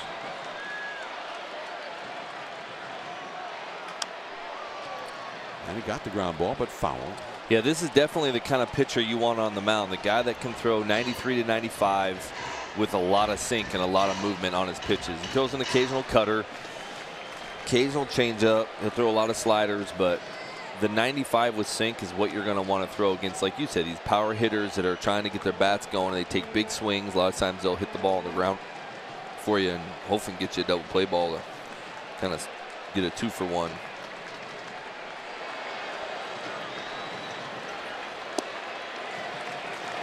One ball, one strike. Cahill is the Oakland pitcher, also a sinker baller. He's gotten a lot of ground balls in this one. Dyson is a guy who used to pitch in the American League with Texas.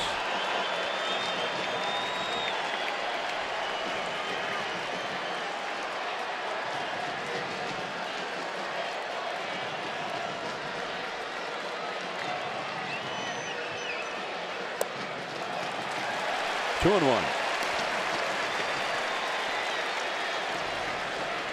Not always the easiest time to come into a ball game bases loaded, but you also have had 4 days off, 5 days for Dyson with the All-Star break. So he's trying to get into the action here too. So sometimes it's a matter of trying to feel your way through some stuff, and hopefully you can get lucky and get the guy to swing at one of your pitches.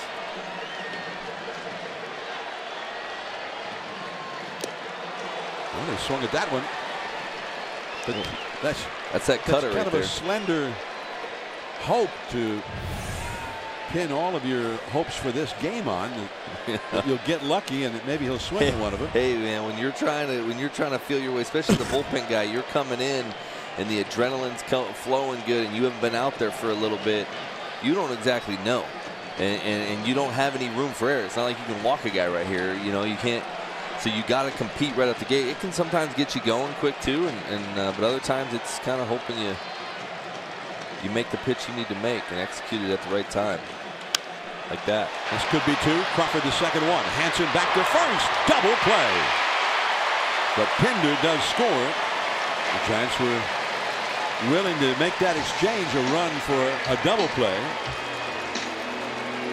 And 2 runs in for Oakland. And Oakland with visions of a 5, 6, 7 run inning here. Yeah, no, that's why you want him out there, because he can get that right there. And that's what I was talking about. He threw the right pitch at the right time, got the double play that he needed, and now you feel like if he can get this guy out right here, you feel like 3-1, like, hey, we're still in the game.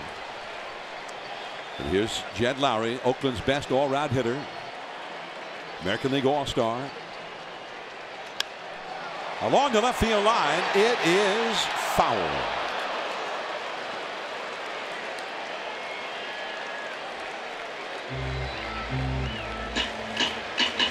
Souvenir given to a young fan. 1-1 the count to Lowry, who has popped up to first and struck out. There's at bats against Bumgarner. Now a runner at third. That is Fegley. 3-1 Oakland ahead.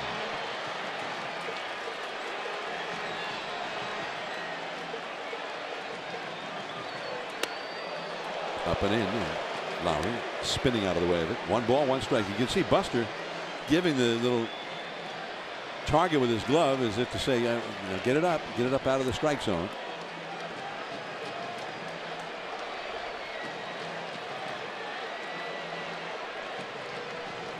It's hard sometimes for sinker ballers to do too, because they're so focused on being down that asking for it up.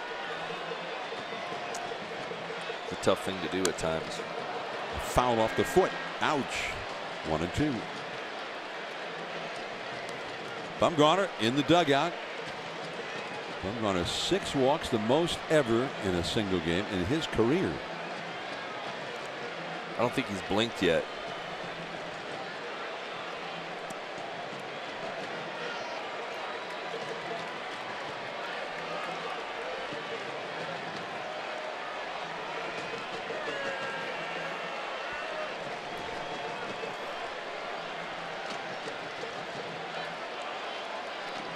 One ball, 2 strikes.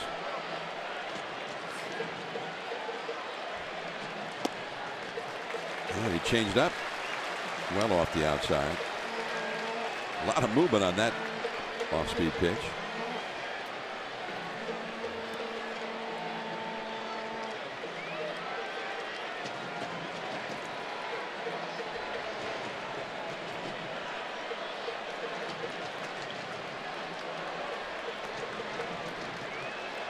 Two and two the count with 2 down, runner at third. And did he swing? No. Full count. Tried that changeup again. It looked like. Yeah, it was. Yep, he doubled up with it, and it's probably because he was, he's trying to see if he can get him to fish. Because as a hitter, you throw the token changeup in there, and you automatically think he's going to go right back to his sinker right here. He's just trying to get me off speed. So sometimes you double up, and you can get him to bite. On that pitch. And he almost did. He started to. Yep. 3-2 the count.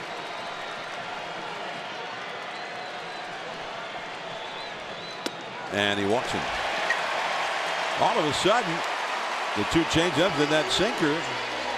And so much movement on all 3 of them. They all ran right out of the strike zone.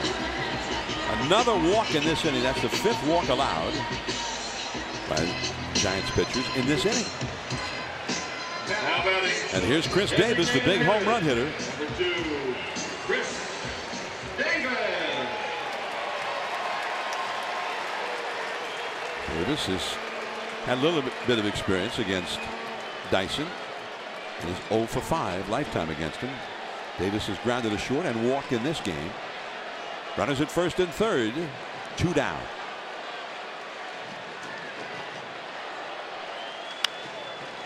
Pablo. And the inning is over. Well, he truly limited the damage. Came in with the bases loaded, nobody out, and only one of those guys scored. The Giants are trailing. Hey fans, it's now time.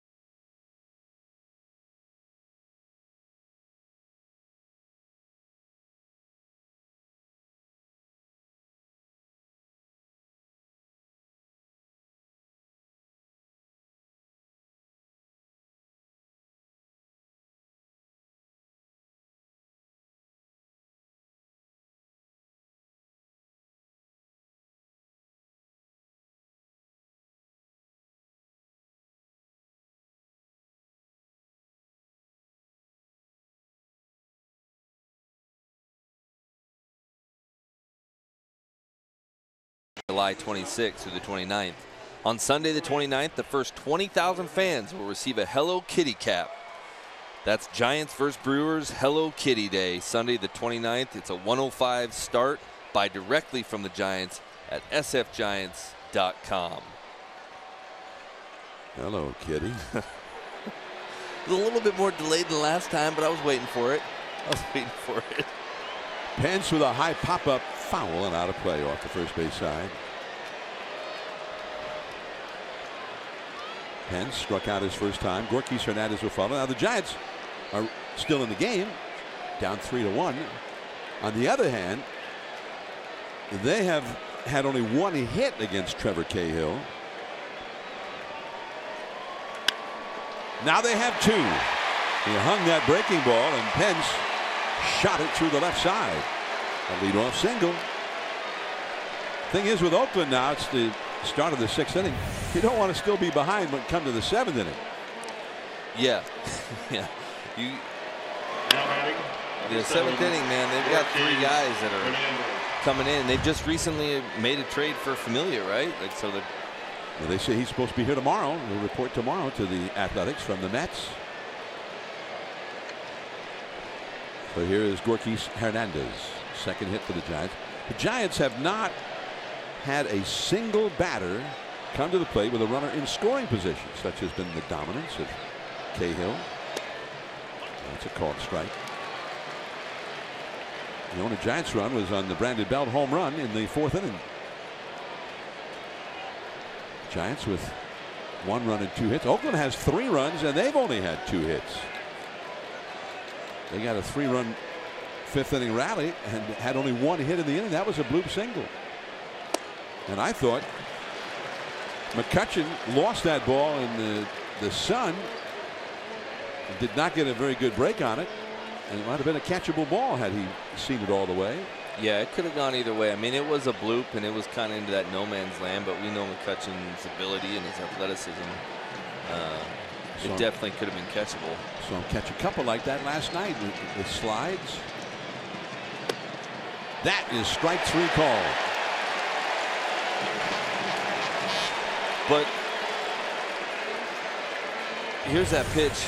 Here's that strike 3 pitch. He wanted it down away and it just kind of stayed up. But what it is to that hitter, the reason it can freeze a hitter like that is that ball starts out of his hand off the plate. So the hitter automatically, his first inclination is to give up when he sees that ball off the plate. And then it comes back to the plate. Those backup sinkers can freeze a lot of guys if you can start it off and bring it back. Here's Steven Duggar with Belt on deck, and the left-hander Buchter starts to warm up in the Oakland bullpen now. And there's ball 1. Last weekend we mentioned that Oakland late game bullpen, and when Melvin, after the Giants won game 1 last week, really wanted to hold the lead in the late innings of game 2, and he used Trevino for the 7th and the 8th innings, and then Trinan for the 9th. Just those 2 for the final 3 innings. And they're both well rested. Neither one of them has pitched since last weekend, other than Trinan pitching in the All-Star game on Tuesday. There's Bob Melvin in the foreground. Scott Emerson is the pitching coach alongside. Oakland has a 3-1 lead. Pence at first. Duggar has struck out and flied out to left. And well, all of a sudden that outside pitch being called a strike again. It's always a mystery with me at times, and maybe it's just the side of the plate that Bum was missing, but he definitely was not getting that pitch in that last inning. And that one made it look a lot closer than it looked in our live shot of that strike zone. Strike 2.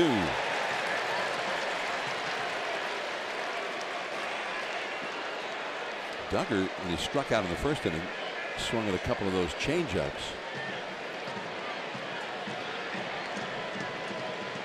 Cahill's got a lot of different weapons to use. He does, and he hasn't really pulled out of a lot of them yet. You know, I think he's. Pence runs, and there's the changeup for the strikeout. As Pence steals second.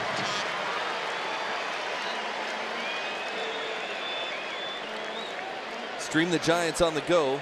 great news, Giants fans. This season, once again, you can stream every NBC Sports Bay Area Giants broadcast on your desktop or mobile device.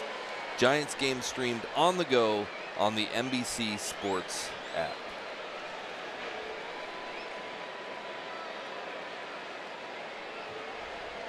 Brandon Belt hit a home run to right field in his last at bat. That's been the only Giants run. Ball one. Belt comes up here as the possible tying run. A runner at second. And 2 down in the inning. A base hit, though, to the outfield could knock in a run. Belt now has 2 homers in his career against Cahill. 9 hits, 27 at bats lifetime. Curveball, 2-0.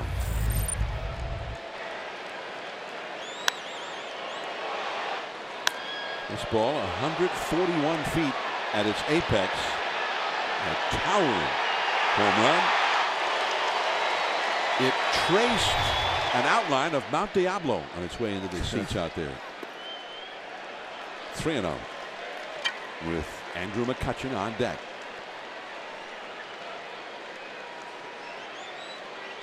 Shortstop Simeon is out in shallow right field. He's 30 feet or more into the outfield. The second baseman Lowry basically still at second base. Nobody's at shortstop. And that's a 4-pitch walk to Belt. So he really didn't want anything to do with Belt at all there. He had an open bag. He wasn't even really close that entire at bat, and he didn't want to groove one to him. So sometimes you just got to erase the slate and start over. Emerson, the pitching coach, goes out. So McCutchen comes up. McCutchen, who has had success in the past against Cahill, came into this game with a .500 lifetime average against him. But tonight he has grounded out twice. Andrew McCutchen. Now batting, number 22. Emerson back to the dugout. McCutchen. And the A's going to stay with this right-hander. You got another lefty, Brandon Crawford, on deck. You've got the left-hander, Buchter, heating up in the bullpen. McCutchen, even with his 2 groundouts tonight, has 6 hits and 14 career at-bats. And of those 6 hits, 3 doubles and a homer. So he's done some damage. He's also had several walks against Cahill. That's their history against each other. 2 on, 2 out. The Giants trail 3-1.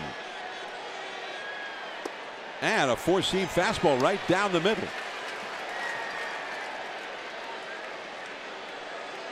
That's one that I think if McCutchen could have back, he'd want that one back. Probably the last thing in the world that he was looking for. And the spin move towards second. Pence goes back to the bag. Nobody was covering. There you see Lowry. And Lowry's over on the shortstop side of second base.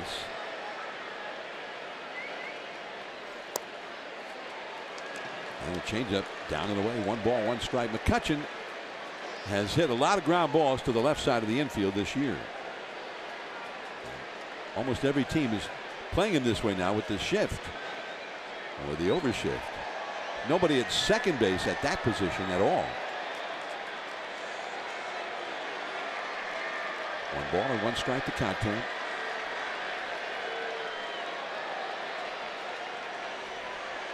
Pence led off the inning with a single. 2 down. Belt walked. 2 on, 2 out. The outfield is very deep for McCutchen.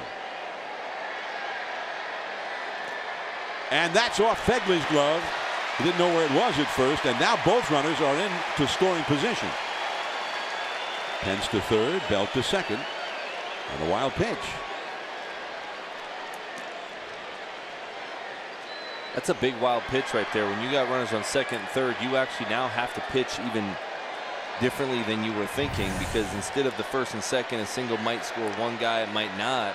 Now you have a single potentially, depending on where that single's at, scoring both guys and tying this game up. So it can affect on where this pitcher wants to throw the ball, and a lot more mistakes happen. Ooh, he didn't get the call on that one. Up above the belt a few inches. 3-1.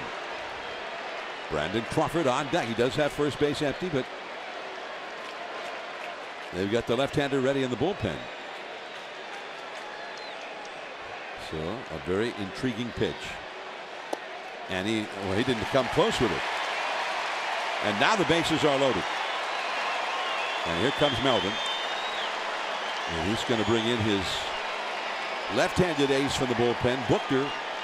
Giants know him well from his Padres days.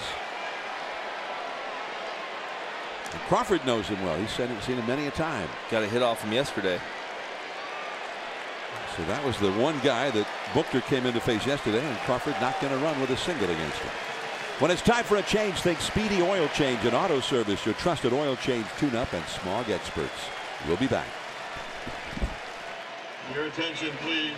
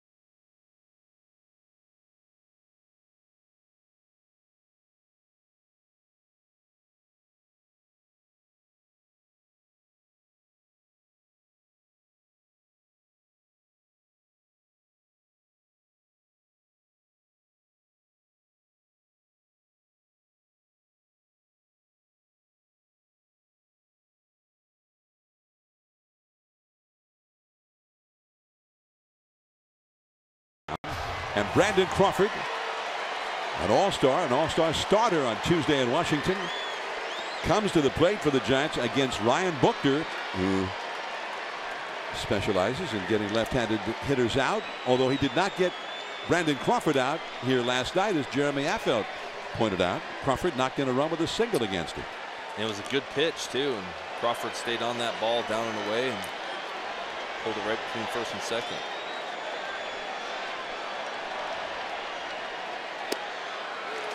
Fastball first called strike. It's 0-1. Pence at third, Belt at second, McCutchen at first. A base hit to the outfield could tie the ball game. Belt is the possible tying run. There you see him at the bottom of the screen, number 9.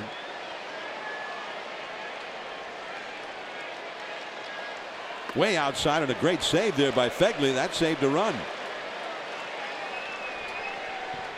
That might have been the, I remember what happened last night pitch. I'm going to make sure I don't throw it there again. Get it way out there. Fegley reacted quickly to it. Lou Trevino, one of the late inning setup men, is now warming up in the Oakland bullpen in the 6th inning. Buster Posey on deck. 1-1 to Crawford. And a pop-up foul and out of play. Crawford behind in the count, 1-2. Crawford has walked and flied out to left center in this game. He's had 2 hits and 8 career at-bats against Booker, including his single last night.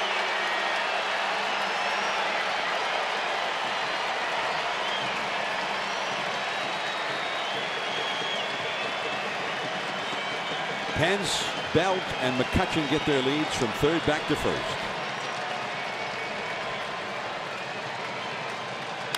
And we get a ball in on the hands and fouled it off.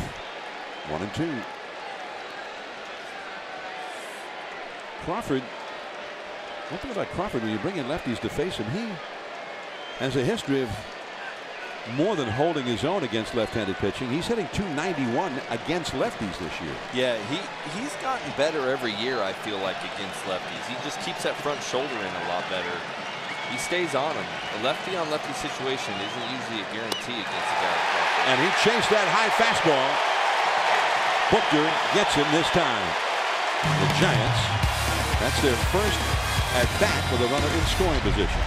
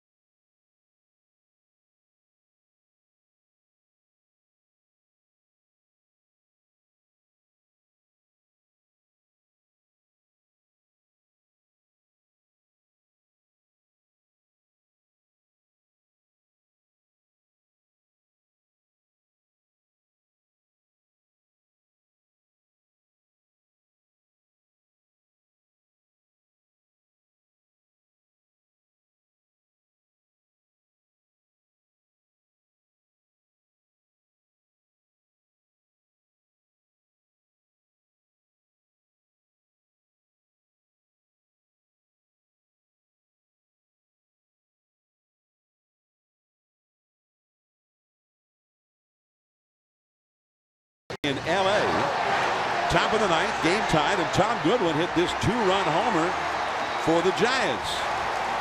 And the Giants went ahead and won 6-4. It was the only home run that Tom Goodwin hit all that year.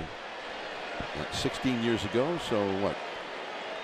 2002. 2002, yeah. He wasn't always known for his power. No. Say speed. He was a fast guy. Usually, if he hit a home run, it must have been an inside the parker. Yeah. Giovanni Carraro was the pitcher for the Dodgers. Piscotty leads off. 3-1, Oakland ahead. And that sinks low for ball one. Piscotty has clobbered a double off the left field wall. That was in the second inning, and he struck out in the fourth.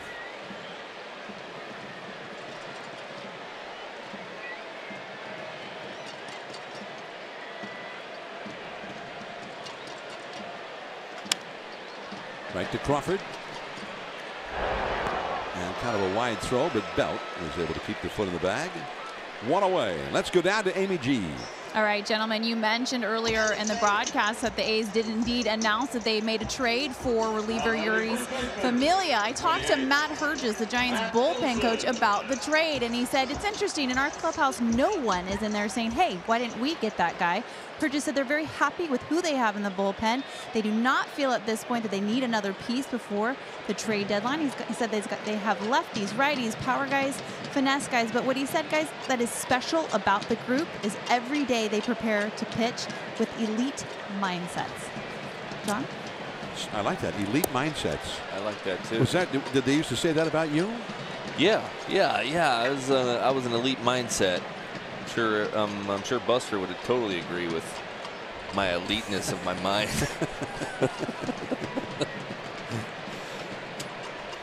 Brian Wilson, did he have the elite mindset? Yeah, he was.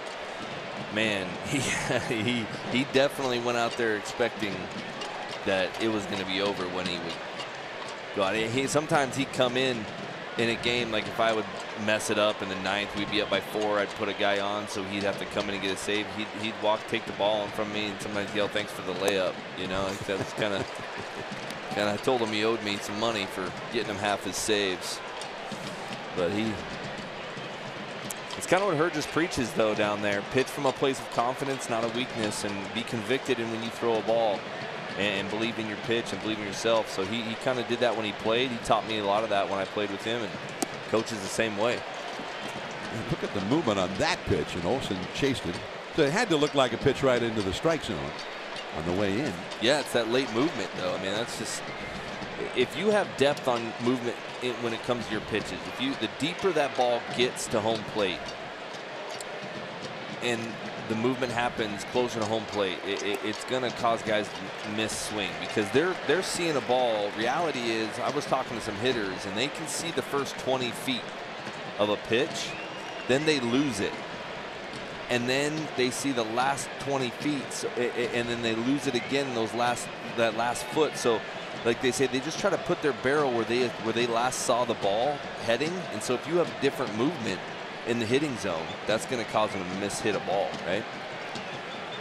3-2, and a high pop-up foul. There's nobody at third base. Crawford sprinting across, and he makes the catch. That did not seem possible. He was at shortstop. There was nobody at third base in the overshift, and he just ran and ran and ran. He saw a lot of games here as a kid. He was an East Bay kid, and he caught it. He almost overran it. That's a pure athlete. Dyson's actually giving him time, because he probably feels like he ran a half mile to catch that ball, and probably needs to catch his breath. But when I watched him run over there, I thought he was giving it the token run, right? Like, yeah, I'll just run over there after it. That's what happens when you have all that foul territory. You doubted Brandon Crawford?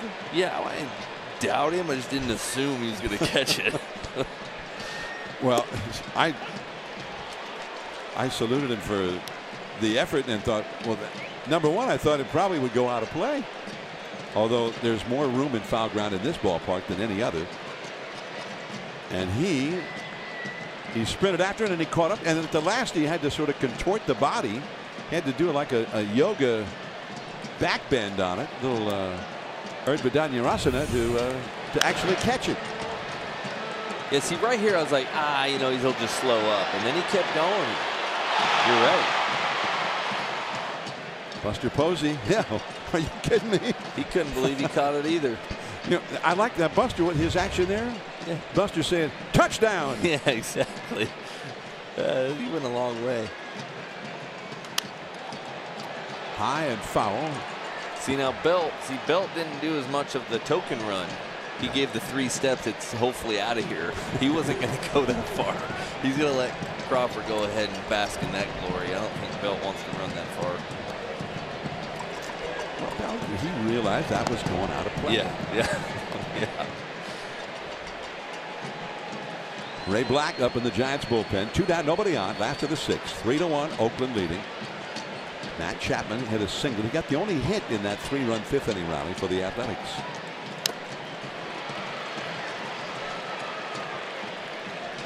Ball and 2 strikes. Dwayne Kuiper will be returning from the radio booth, the KNBR radio booth, in the 7th inning. Giants will have Posey, Sandoval, and Hanson coming up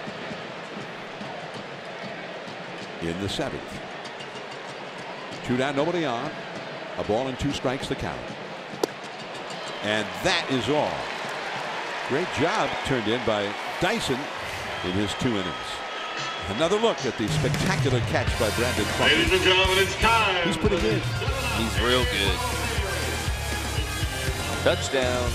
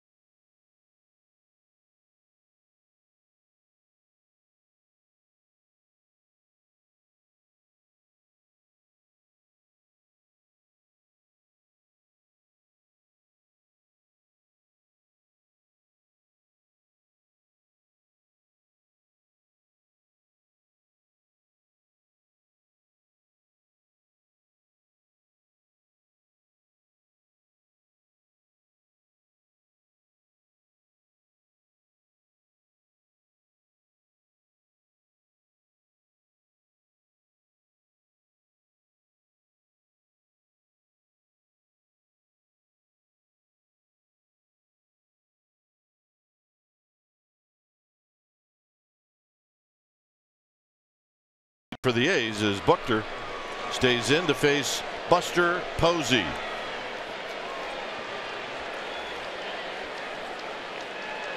And Buster takes a breaking ball down low. Buster tonight 0 for 2. Sorry. Kind of let that one inning get away from me over on the radio side. I'll take the responsibility. You should.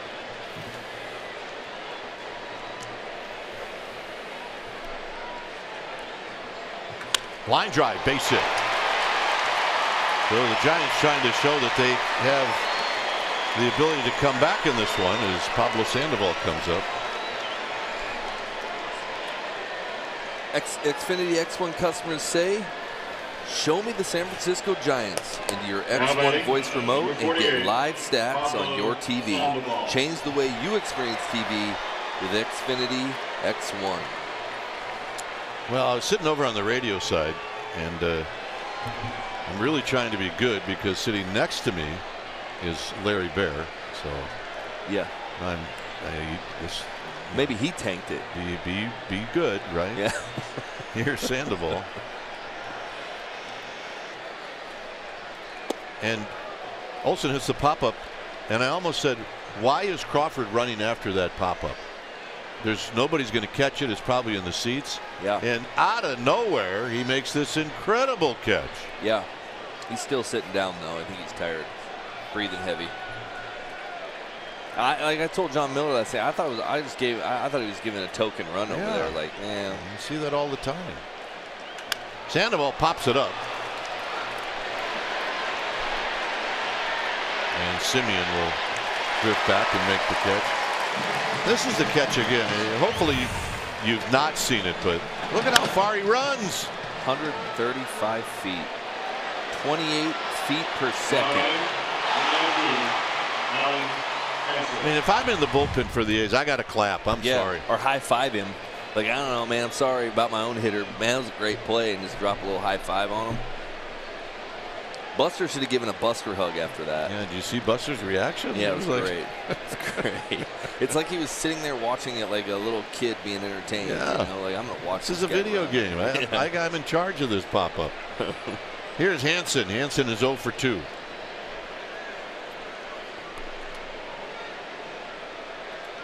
And Hansen with a healthy rip, and it's no balls and 1 strike.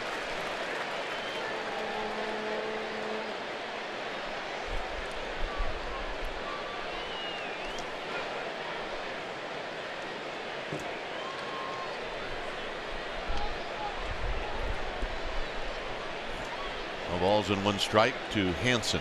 Pence on deck. 7th inning.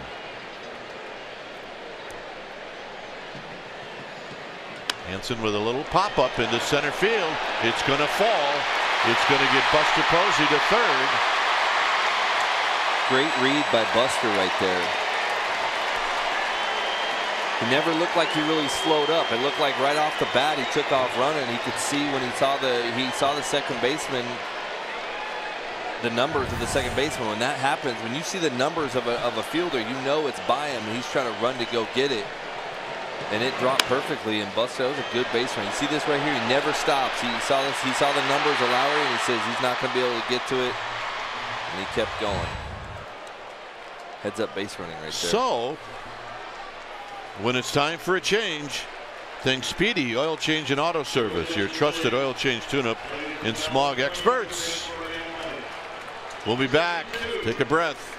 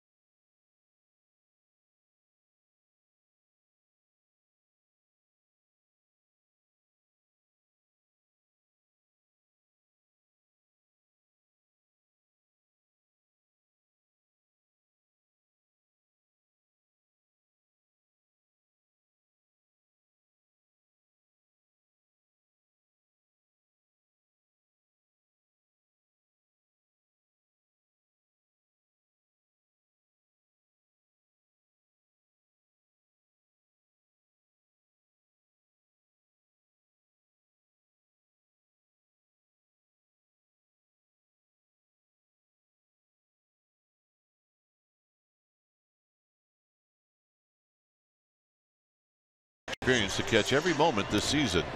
You got home screen icons and features such as MLB.TV and the TV game of the day.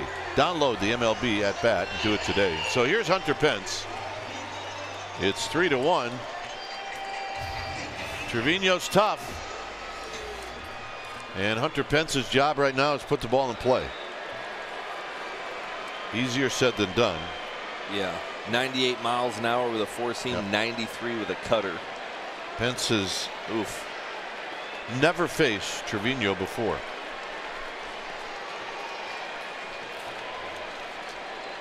Well, get ready. Yeah, if you get a good pitch on the first pitch, you have to take a whack at it. I'm saying he's not going to throw a straight fastball first pitch. I got 93 with cut. I'm throwing it.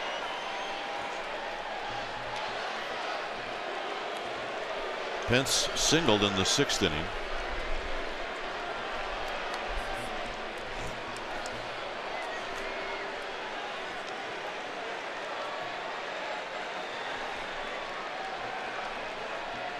So Posey at third, Hansen at first.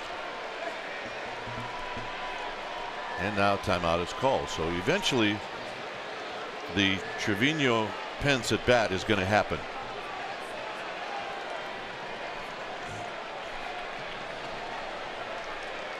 Like I said, eventually it's going to happen.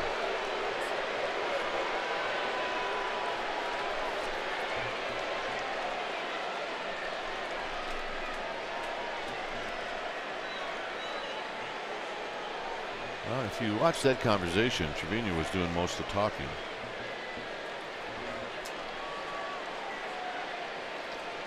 So Pence waving that practice swing back and forth. Now he plants that right foot, slightly open stance, and here we go.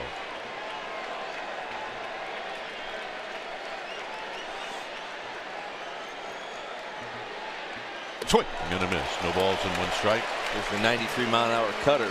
Yep. I think Hunter Pence is going to swing no matter what. Yeah, that's why I think everybody knows that. That's why they're like, hey, we're not going to throw anything straight here. Throw it off the plate too, because maybe his strategy on the next two swings as well. Base hit, center field. Posey's going to score. Hansen to third. It's 3-2.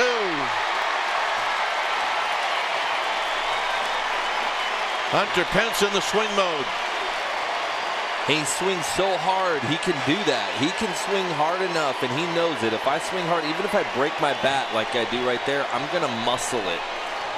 I would think Hunter would probably say I willed it over the infield, but there's a cutter here again, and he just kind of muscled it out over the plate. Hit off the end of the bat, muscled it out there. Well, Hansen saw it right away as he takes off. Yeah, he gets the same read that Buster got. He saw that it wasn't hit real hard off the bat, enough to get over the infield, but not enough to get to the outfielder. And some good base running here by the Giants. Well, here's Gorkis Hernandez, and now the Giants have the tying run at third.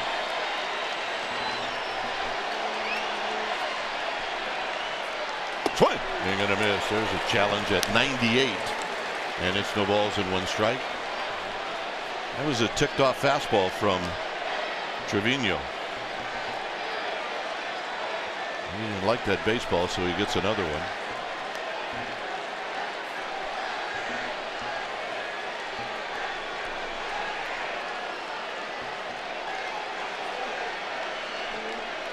Hansen at third, Pence at first.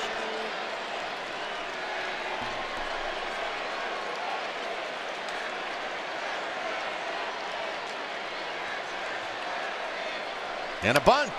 And he bunts it foul. Well, and that's a tough pitch to bunt. 98 riding up in on you. Guys that are hard to hit are hard to bunt. Yeah. Because they got all that movement. The ball's dancing, and you're never really sure. I would say with this guy here, I don't think command. I think it's stuff for this guy. And as a bunter, you're almost thinking, I kind of need to know where it's going to be at. And that thing could be chin music, could be painted. Well, it puts Gorky's in a bad spot now. It's 0-2, so now you got to try to put it in play.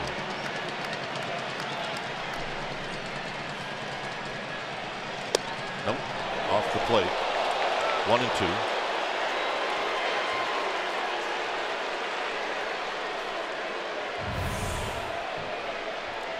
Good take here. I mean, that's a started out as a ball the entire time. That's probably why it was able to be taken. But good point.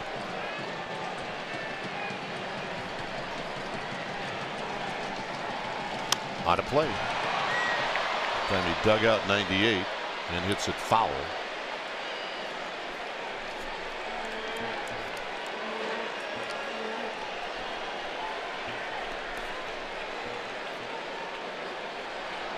Duggar watching from the on deck circle.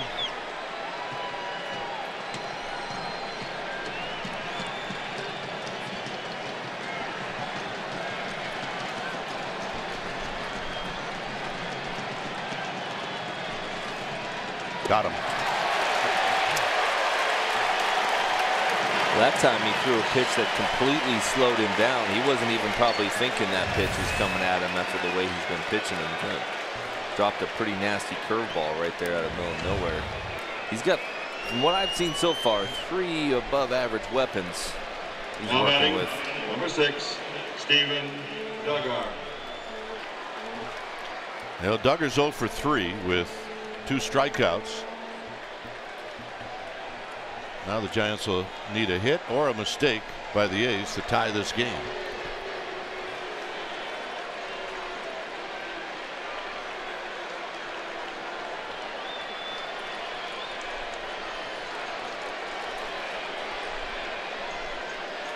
Out of play as Duggar gets jammed. It's no balls and 1 strike.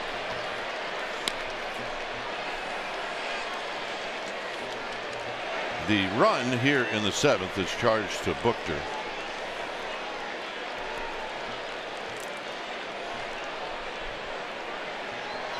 Bochy is responsible for Hansen at second. Trevino is responsible for Pence. Down low, 1 ball and 1 strike. Ooh. I'm wanting that. Glad he didn't call it, but I'm wanting it. I wonder if here's that pitch, that curveball. I mean, that's a top to bottom curveball that pretty much right at the bottom of the zone there. It was a gift for Steven. I think that Steven had to have faced him last year at some point, huh? You would think. He's in AA and AAA for the Oakland A's last year.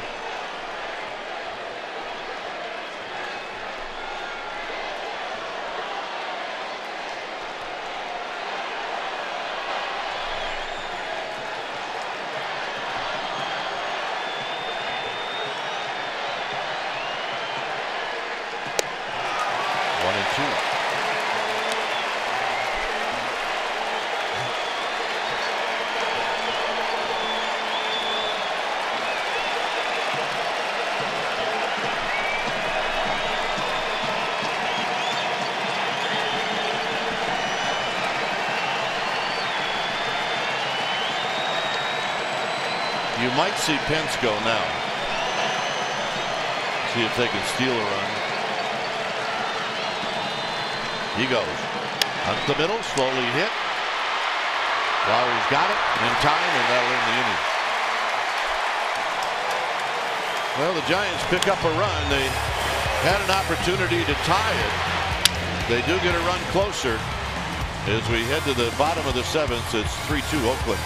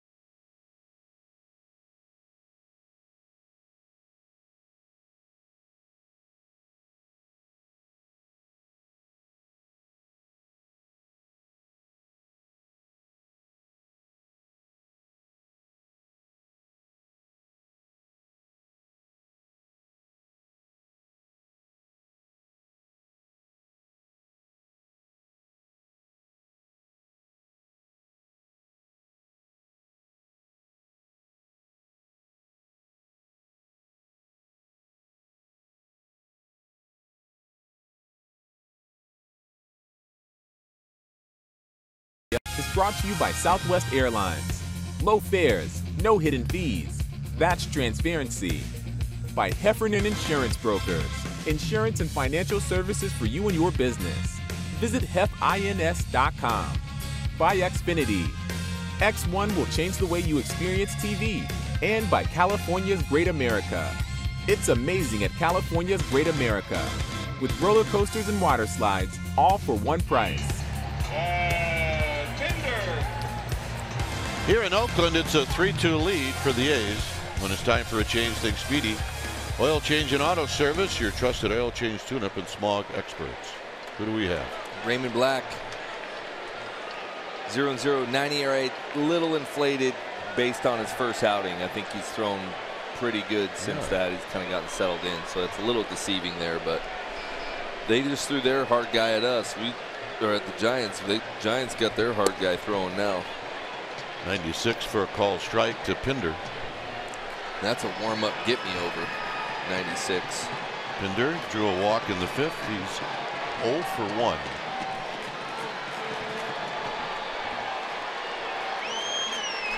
Breaking ball.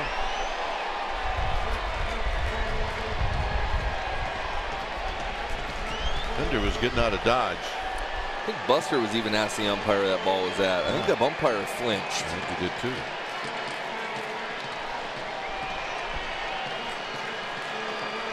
Swing. Swing and a miss. 1-2.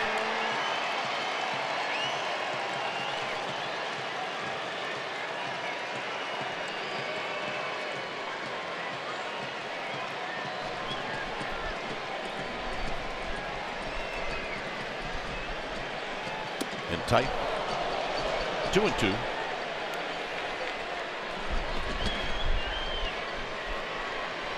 Fegley, Simeon, 7th inning.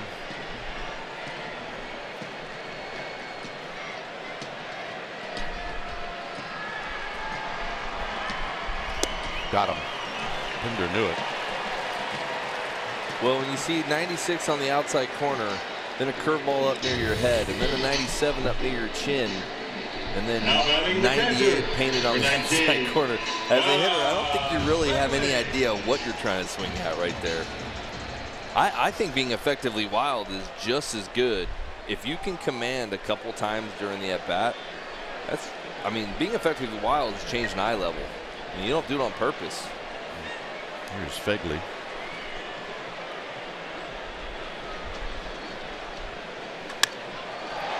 Hit out into center field for Duggar. 2 outs.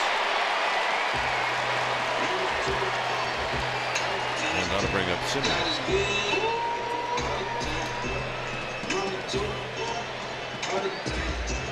Simeon walked. In a run in the 5th inning. Simeon.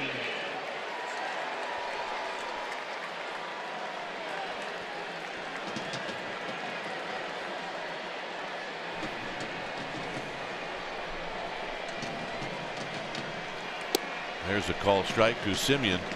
Well, there's Mike Murphy, and Murph does not travel anymore, except here. So I guess the way to explain it with Murph is he doesn't get on a plane. He gets on a bus. Yeah, that's right. Murph has been here forever, and we love the guy. There's a pitch outside for a ball. 1 ball and 1 strike. He's changed out a lot of jerseys in his day. Picked up a lot of jock straps. He's been able to fill people out on the road. Actually, may have helped a few people get in trouble on the road. When you travel with Mays and McCovey and Harvey Keene and that group, remember Murph was about the same age as those guys, maybe even younger. He could write a book. He never would, but he could. Swing and a miss. It's 2-2. So anyway, that's our tribute to Murph, who's making a road trip. And I know if Mike Kruko's watching at home, he appreciates that more than anybody. As all do former Giants who are watching at home.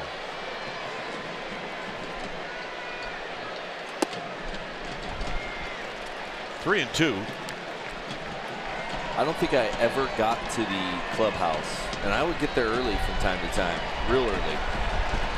I'd never beat him to the clubhouse. Can't beat him.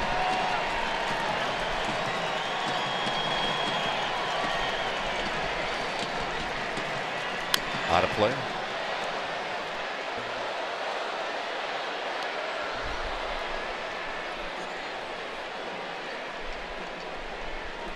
Canna would hit next if Simeon reaches. It's 3-2.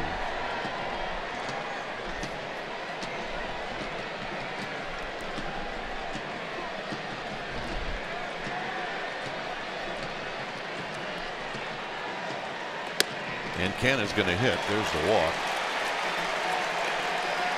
Simeon's walked 3 times tonight.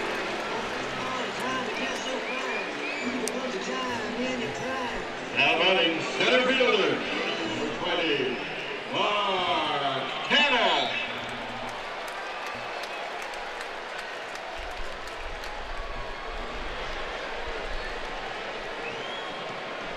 Canna is bounced into 2 double plays and he's struck out.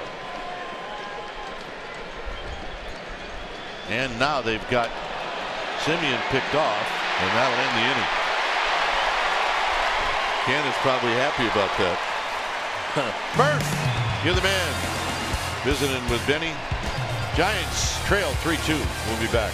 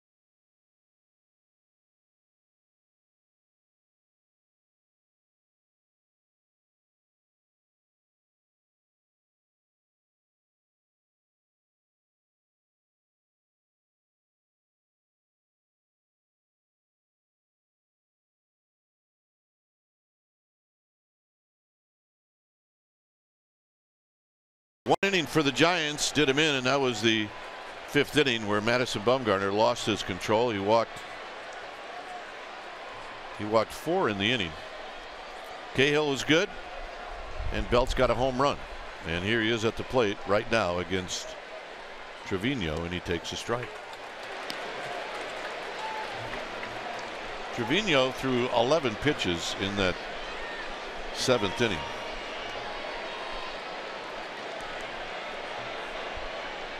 Overshift is on for Belt with McCutchen on deck. Belt takes high. It's a ball and a strike.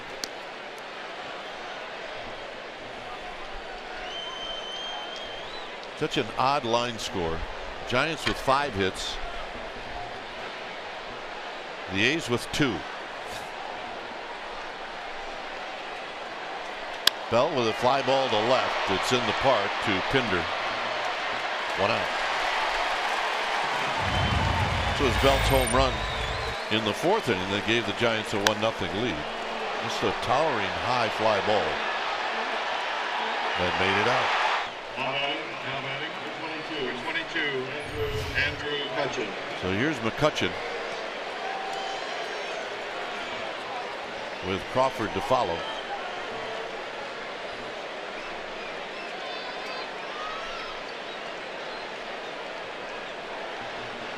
McCutchen walked in the 6th. He's 0 for 2. And he's tardy, and it's 0-1.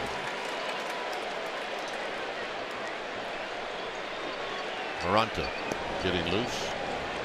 So's Trinan.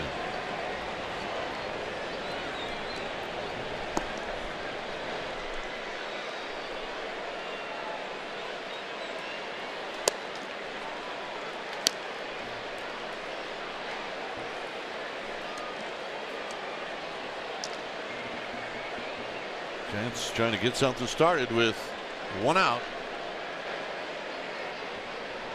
McCutchen capable of doing that. Fouls it back. It's 1-2.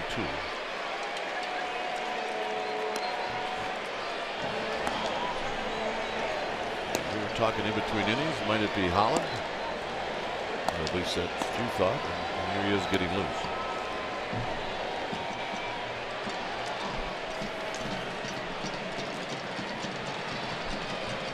Yeah, my thought is if you tie this game right here and you need to carry innings, he's the guy that you want to do it. Saves your pen. You don't burn through a lot of guys. You do have an off day Monday coming up pretty quick, so I mean, kind of that factors in too.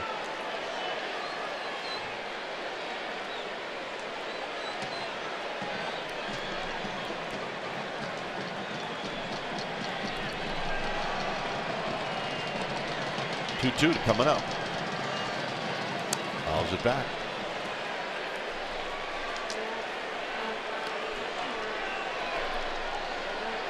A couple of rock throwers right now for both teams.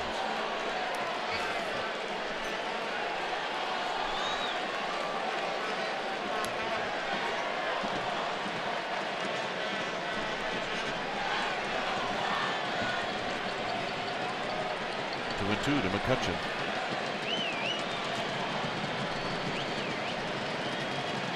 To play again.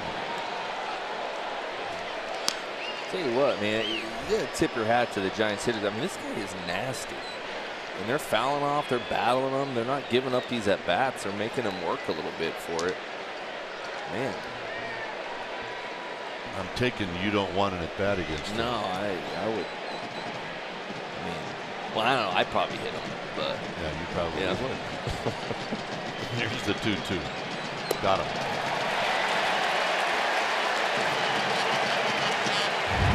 Well, we can't watch this play enough. Watch how far he goes on this pop-up by Pinder.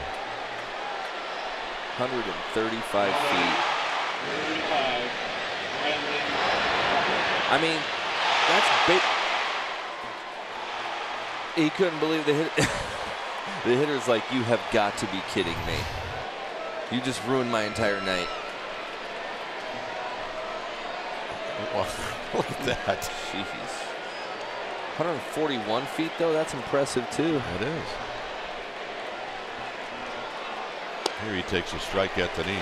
I mean, just so people understand how far that is, that's basically Crawford standing at home plate, popping up a ball that lands 20 feet out in the outfield, and he runs from home plate to catch his own pop-up.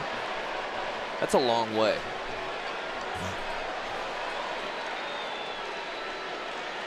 Swing and a miss. It's 0-2.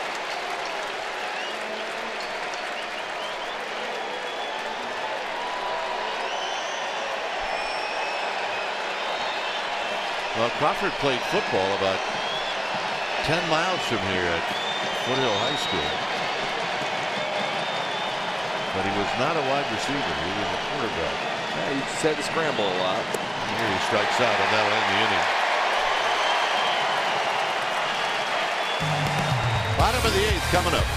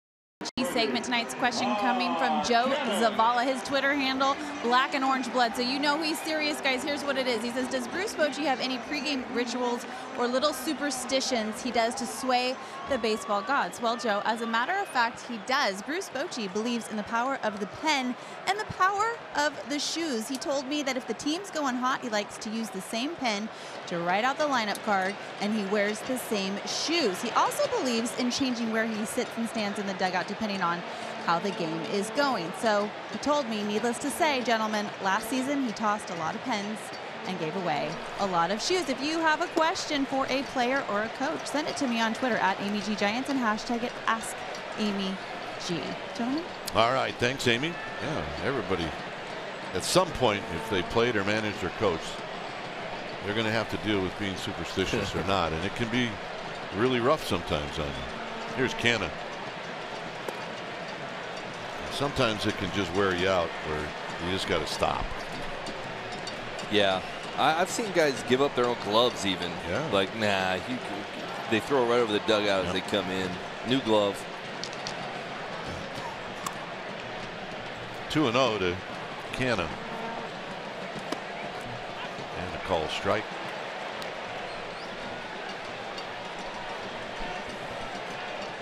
Holland is in the bullpen. Bruce Bochy's. He's on point. He's watching Black very closely. Yeah, that'd be distracting if I'm coming set and all of a sudden Bochy walks up on the top step. 2-2. Cannon or Buster not happy with the backswing.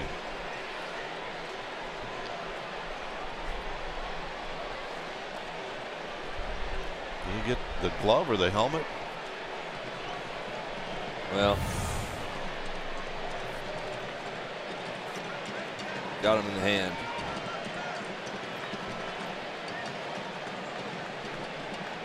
Hmm.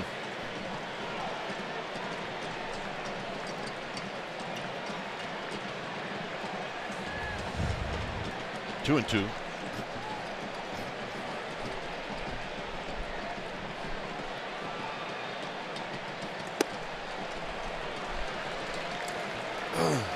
Thinking Buster wanted to throw that down. I think he did. He's getting upset with this umpire because he even did a head shake right there.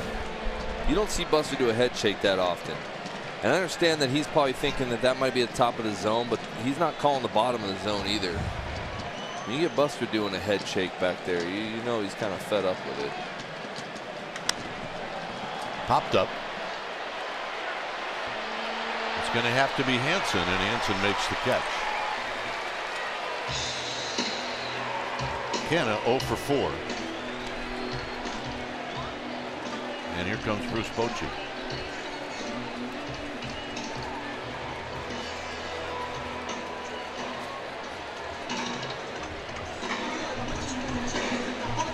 So it'll be that man, Derek Holland, coming in when it's time for a change. Things speedy. Oil change and auto service, your trusted oil change tune-up and smog experts. We'll be back.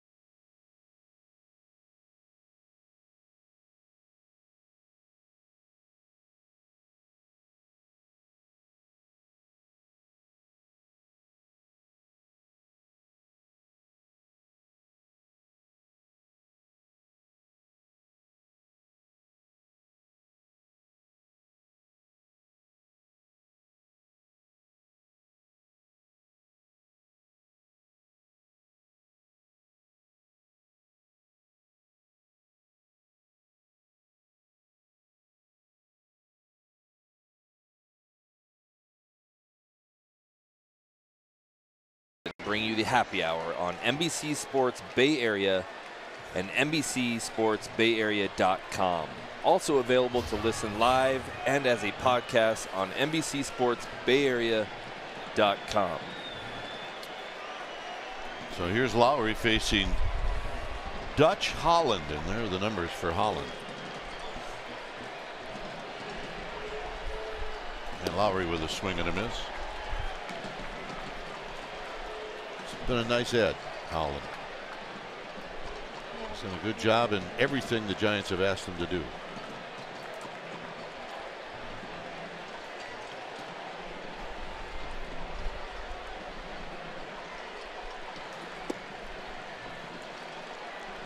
A 93-mile-an-hour fastball inside. Trinan is in the bullpen.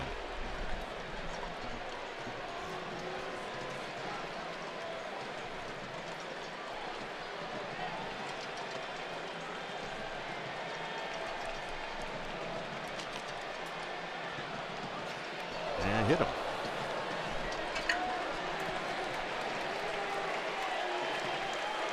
So Lowry gets hit. And that'll bring up Davis.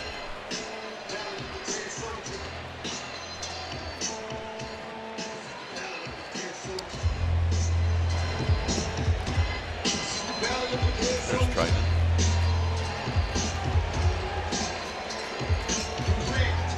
Following the hit batter. Now batting, designated hitter, number 2, Chris Davis.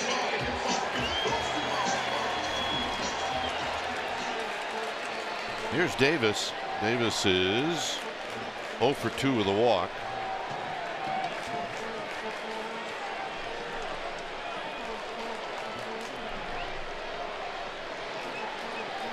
Swing and a miss. No balls and 1 strike.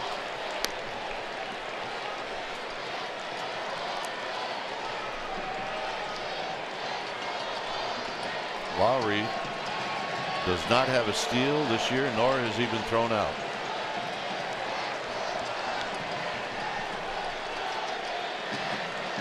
The pitch. And he goes around. It's 0-2.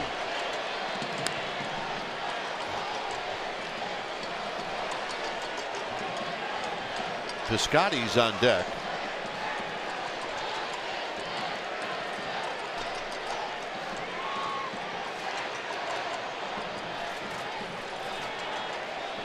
Belt holding on Lowry.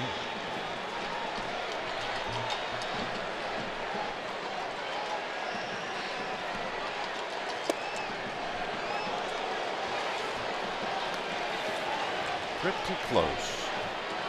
Mr. Holland finding out. Pretty close doesn't count. Isn't like the ball inside to righties from lefties. The umpire, our friend Mr. Knight, doesn't really love to call that pitch. Well, that one's right there, so how much Davis can bark about that one. Must have been looking for something that has a little spin on it. Yeah, he was definitely not looking for a front hit. Now batting right The ball fielder. kind of came back a little bit. But inner half too, like that's a dangerous spot for a guy like that, or to throw a guy like that. But he was obviously wasn't looking for that pitch. Froze on that fastball. Here's Piscotty.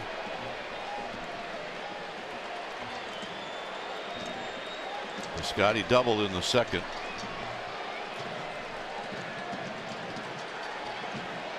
And he takes a called strike. For the Giants against Trinan in the 9th, it'll be Posey, Sandoval, Hansen, Pence, Hernandez, and Duggar.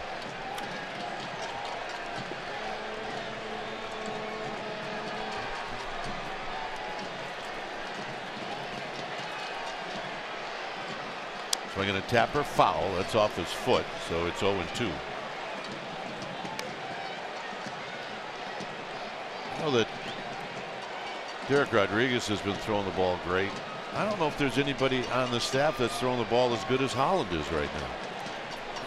He's been getting high strikeouts, not going, high pitch count, kind of getting in and out. He not only has high strike. A lot of times when you have high strikeouts, you can run your pitch count out, but he's been really pitch effective.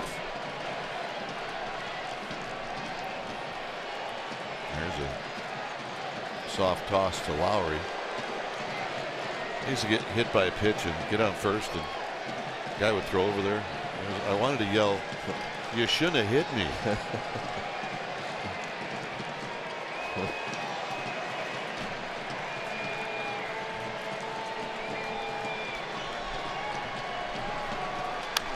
And a pop-up that'll be out of play. I think Crawford put a little pressure on Hansen to cover as much territory in foul territory as you can. Crawford's over 30 now, man. He's getting old. He has to run that far. The young guys have to run that far. Goodness,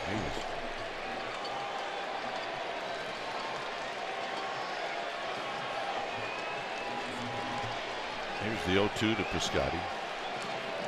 Got him, and that'll end the inning. So it comes down to Trinan and Posey, Sandoval, and Henson. It's 3-2 A's.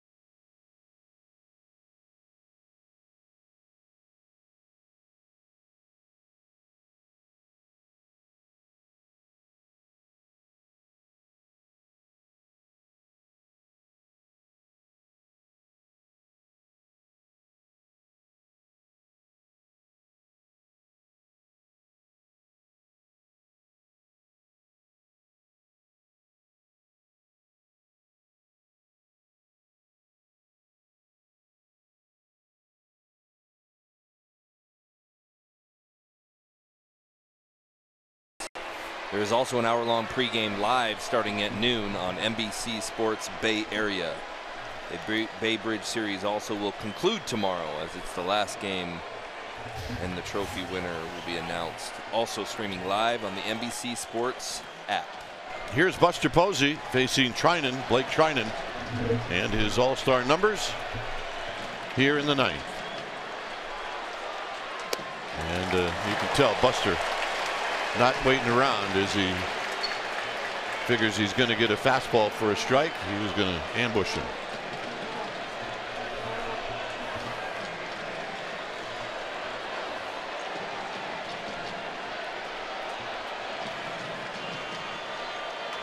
Posey on the ground to second. Lowry's got it. 1 out. And here's Sandoval.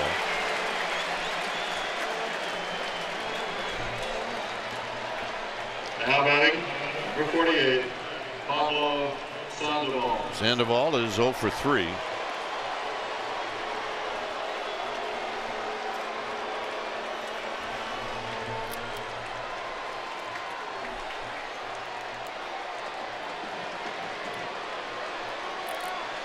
Ran into one last night. You'll see if he can run into one here. And he takes a pitch inside for a ball, 1-0.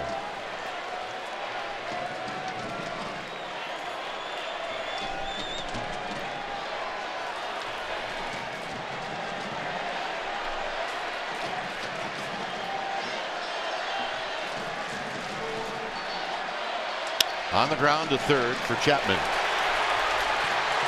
2 down.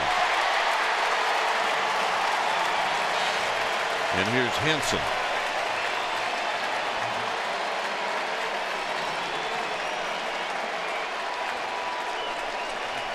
So Hansen right now the last hope for the Giants. Number 19, Hansen. He blooped a single into center field in the 7th.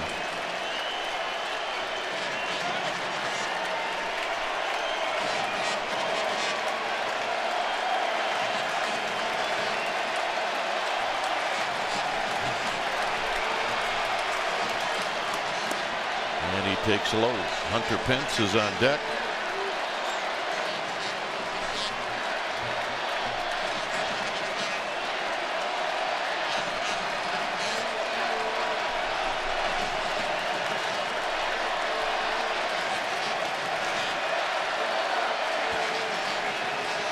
Swinging a foul. 1 ball and 1 strike.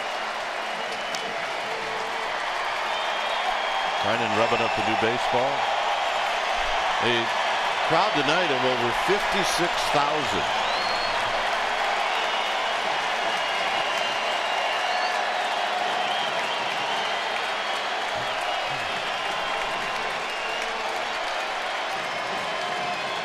Largest baseball crowd in the Coliseum history. Hansen with a swing and a miss. 1-2. So the Giants now are down to their last strike.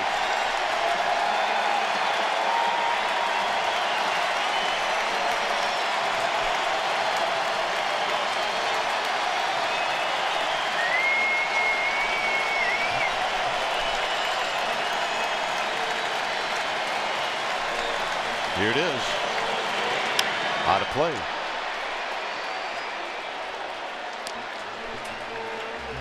I mean, if you can, maybe a little too late now, but if you can to get some pitches out of the closer and you lose, you still get a little bit of maybe something going on for tomorrow. But yeah, Tynan's only thrown 8 pitches. Wear him down.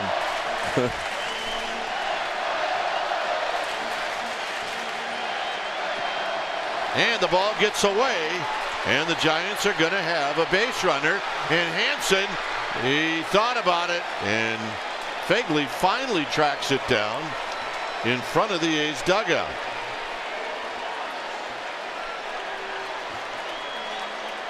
Tell you what, that curveball absolutely just fell off the table right there. Or slider, whatever he's throwing. Slider. Man, look at that. That thing is 90 straight down like a curveball. Yeah, Fegley tried to grab it like a first baseman instead of trying to get his body in front of it. So here's Pence.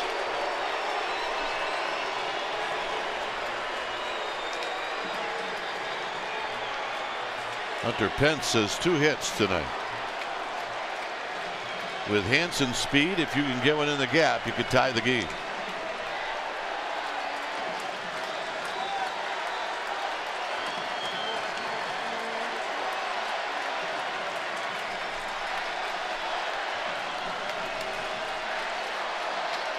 So Tynan to Pence. Down the right field line. Hansen can run. It's into the dugout. Here comes Hansen, and this game is tied. Hunter Pence down the right field line. The A's are saying, wait a minute. Saying there was they're almost saying there was interference in the bullpen, but I don't think there was. I think guys got out of the way. Well, Piscotty's going to complain.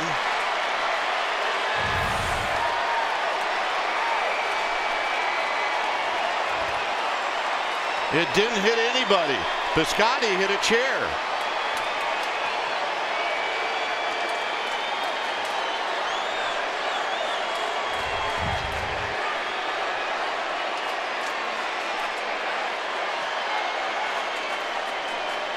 Well, wait a minute. I mean, they have chairs down in the other dugout as well. Yeah. And if you don't like it, then maybe you should make the bullpens better to watch a game. It's been like that for years. Oh, Melanson was holding on to the chair. He actually moved the chair to hold on to it, and Piscotty ran right into it. I don't think you can hold that against. Well, I don't think you can even replay that against Melanson. Melanson pulled the chair out. His intention was, I'm going to get the chairs out of here, and you ran right into the chair.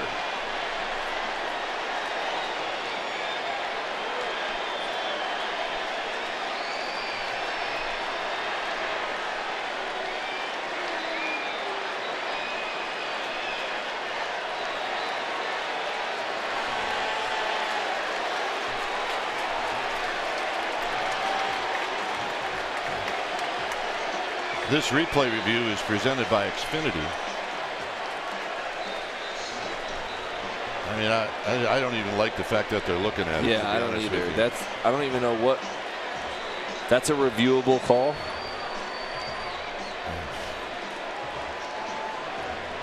I mean, I guess I don't know what the rule is, but I guess if they can try to figure out where they feel like the player did it by intention, but obviously he didn't. He was moving the chair out of the way and he came running in. I don't think you can do anything with that call. So he's moving the chair so that the chair doesn't come into play. That's correct. And then Piscotty hit it. I think it was circumstantial, but I don't think it was. I mean, Melanson wasn't even looking at Piscotty. He was just trying to pull the chair away, give him access to the ball, right? In all honesty, Piscotty still did a good job, but he was.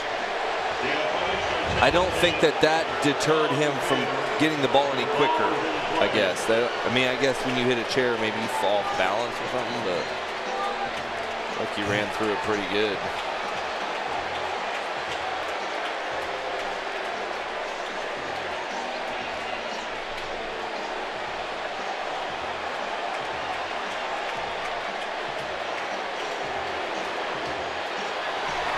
So this game is tied. I'm not sure. I think Hansen went on his own. I think Wotus was holding him up way up the line, pointing, and the throw was offline, which helped. But so let's watch Ron Wotus. Well, maybe he was pointing at home. I couldn't tell because he was waving him for a long time right there. Maybe he was telling the guy at second to hold up and pointed to home like you go to home. You're right. Yeah, I think you're right. So here's Gorkis Hernandez. It's a tie game.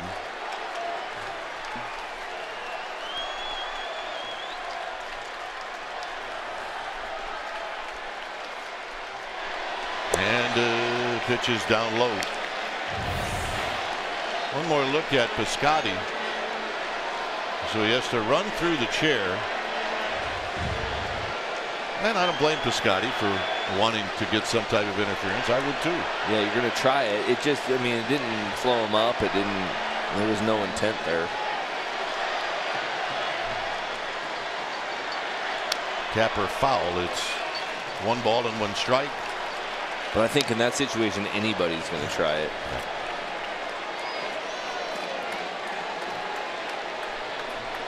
Baseball is such a weird game. I mean, this is a lockdown closer.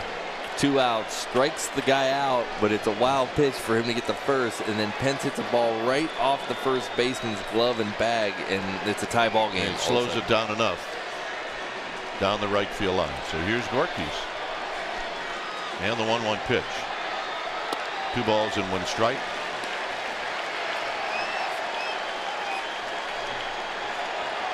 And it just so happens that the guy on first is the fastest guy in the ballpark. Yeah. There's 56,000 here, and he's the fastest guy.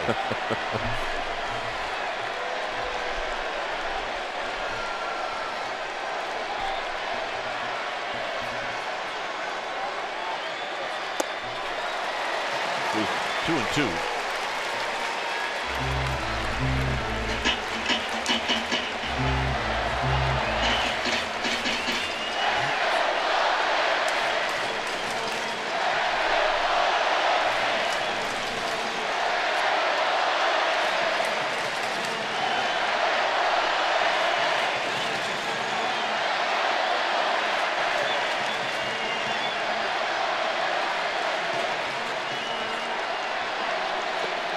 And a good take. And it's 3-2 with Duggar on deck. I mean, I look at the scouting report, and they're calling that a slider, but that's a curveball at 90 miles an hour. That takes a lot of arm strength. That means you got a pretty strong shoulder and a really strong forearm to be able to snap off something that hard, breaking that much. Well, what's he going to throw 3-2? He's got a base to play with. But if you got his fastball, you'd think that's what you're going to get. Yeah, I'm going to make you beat me away. I'm going to throw my best fastball away. And he walked him.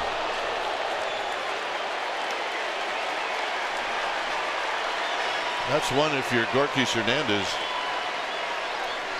It's impossible to swing at. Yep. Almost hit him. So here's Duggar, who's 0 for 4. Stephen Duggar.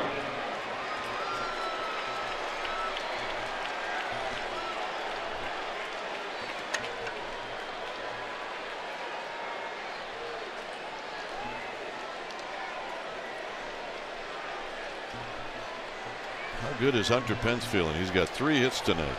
3 hits and a game tying RBI. And all 25 guys on that team, including all the coaches on top of that, are all super excited. Very pleased for Hunter Pence. Here's Duggar.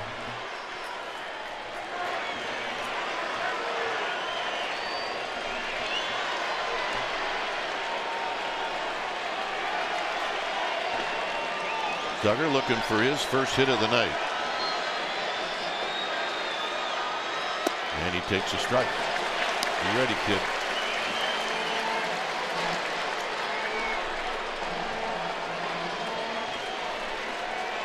Two strikeouts, a fly ball, and a ground ball to second. I'm assuming it'll be Watson if this game is tied, and Smith if the Giants take the lead.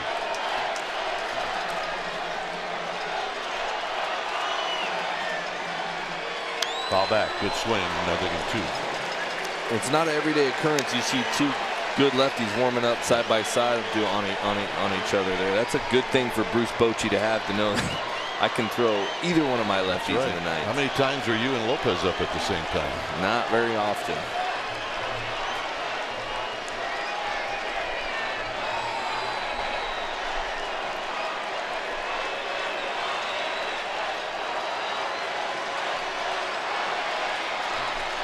Pence at second, Hernandez at first.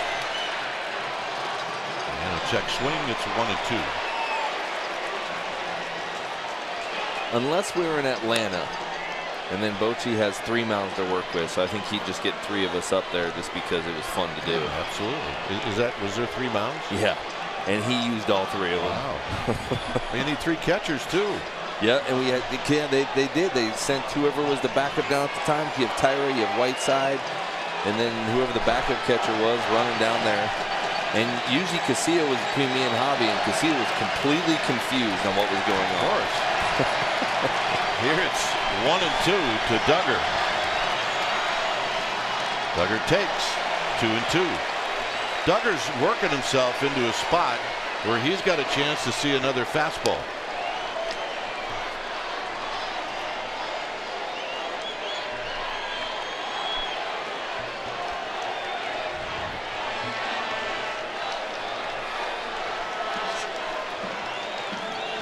Pence and Hernandez.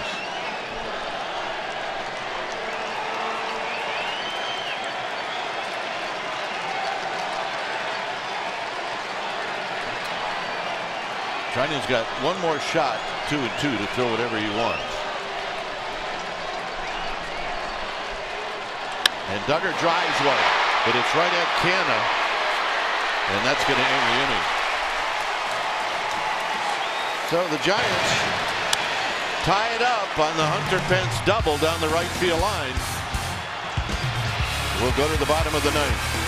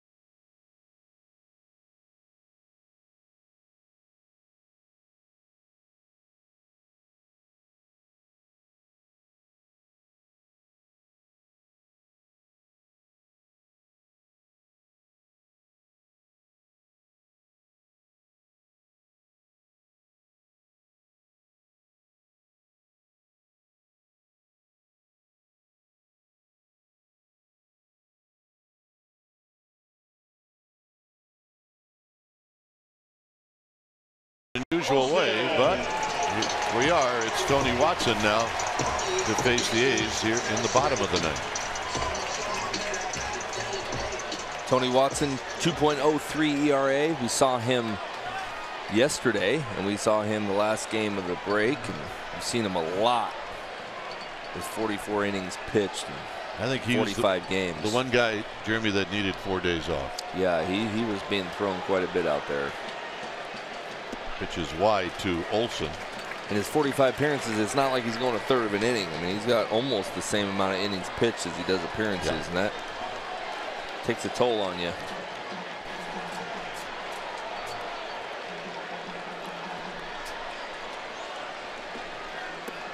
Two balls and no strikes.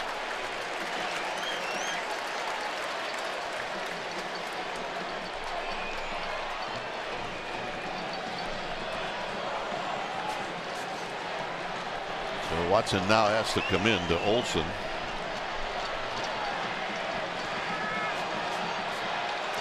And it's 3-0. This is the part of the order where they really grinded Bumgarner in the 5th. Chapman's on deck, and then Pinder. And a strike. It's 3-1. It's almost like in basketball where you're supposed to make the free throw. It's not that easy, 3-0. No.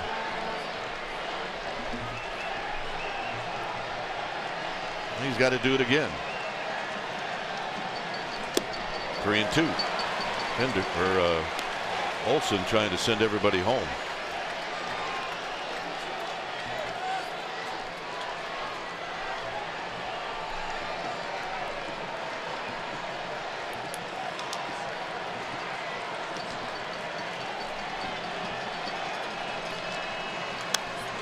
Fouls it out of play. Came back with another fastball out over the plate. So there's Maranta. It may be, Jeremy, that Watson's in for one guy. Yep, I think so. I mean, you could have rolled Holland back out there, right, but I think you're going to go to matchups. You know, he's got one lefty. And a base hit. So on a 3-2 pitch, Watson had to come in. And the hitter's going to be Chapman. Maybe not. Maybe he's going to have more than one guy. Your attention, please, ladies and gentlemen, for the Athletics. Running from Matt Olson. So Fowler's going to run. Justin Fowler.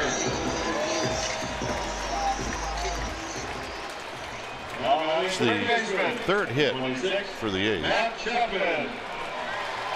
So here's Chapman.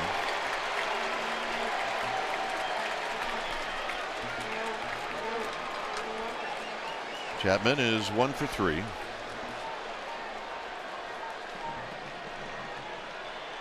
And he takes low.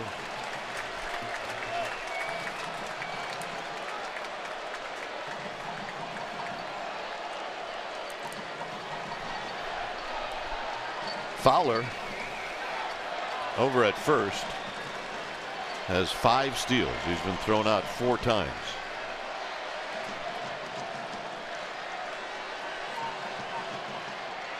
Swinging a pop-up.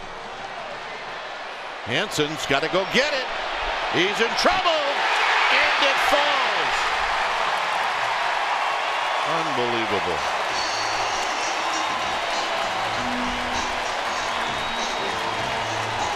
Looked like when he went back, he had a read on it, and then he kind of stumbled for a second. Almost looked like he was trying to find it again, and then he had to turn it on. You can see right here, it looks like he had a read. Slows up, and then he's like, oh.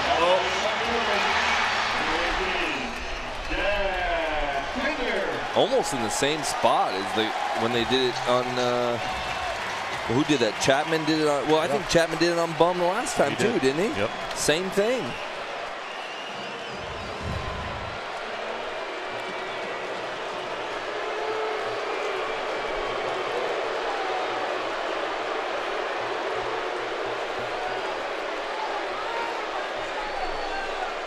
We'll see what the A's decide to do with Pinder.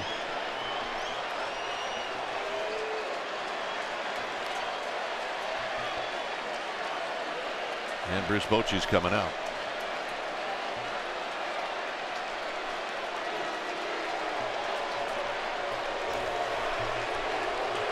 So it's going to be Maranta. It's a 3-3 game.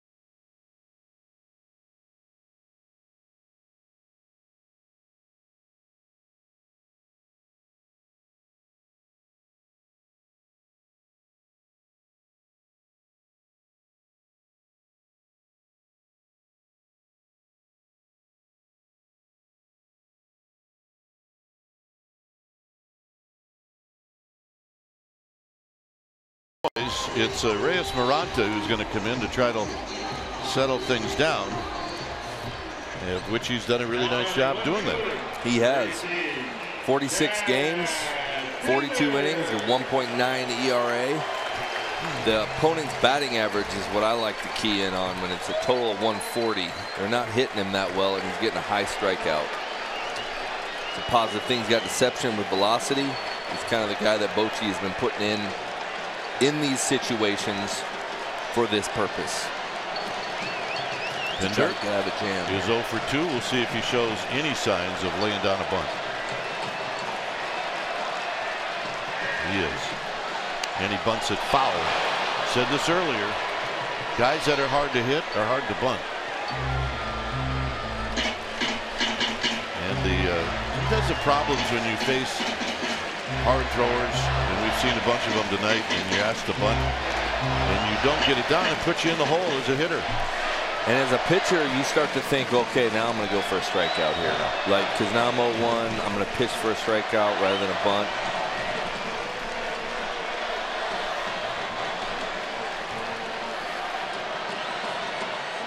Way up high and wide, 1 ball and 1 strike.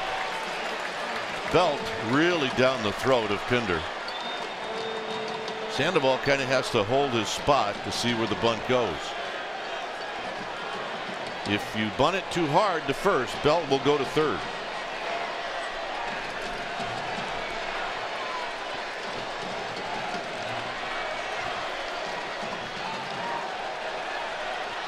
There's the bunt, and it's a good one. And Sandoval's got to hurry, and they got him. He might have got hurt on that play. I'm not sure if he got Hansen or if he got. Looks like he might have got Hansen, because Hansen's not feeling very good either. Or yeah, Hansen's not feeling pretty good. It looks like he went down to his knee. And then Reyes is going out to the pitching mound. I'm confused on what's going on here. All right. We got 2 Giants guys that are down, an Oakland A's guy, and I didn't even know what did Maranta do? I don't know. I think Maranta's. Well, here Pinder steps on the foot of Hansen, so both those guys could get dinged up. Pinder lands on his shoulder, and Maranta, trying to field the ball, looked like he maybe tweaked a knee or an ankle.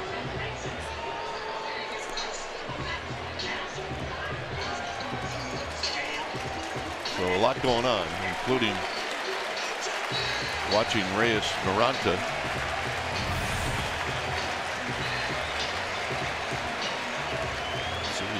Hyperextended it, huh? Yeah. Hyperextended it and rolled it. A little scary at first, but he got up on it, so. Well, adrenaline can get you a couple of hitters. It might be a little sore tomorrow.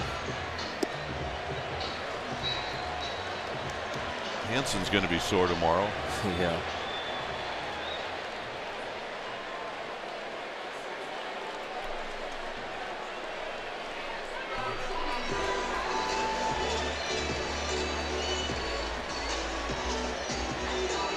So we're going to get a pinch hitter. Is this Martini? Yep, Nick Martini. Number 38, Nick Martini. Nick Martini, 73 games at AAA this year. He's 308 average, 6 homers, 40 RBIs. With the A's, he's 4 for 18 with 2 doubles and 3 RBIs. So he has some gap-to-gap power. Base open, you don't have to give in to this guy. You do not. Giants are playing the outfield very shallow. And Maranta is going to pitch for one thing, and that's the strikeout.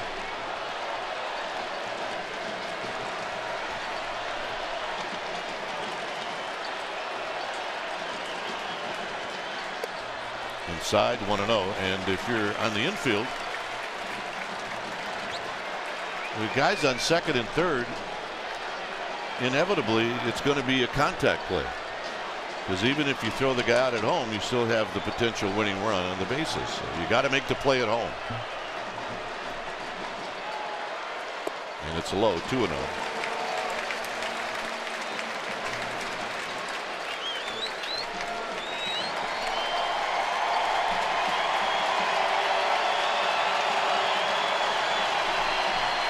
And they're going to walk Martini. Nick Martini has received an intentional walk. So here's Simeon. Now batting shortstop. Now if you get a sharp Number ground 10, ball, Marcus Simeon. you could very possibly turn a double play, but you got to come home.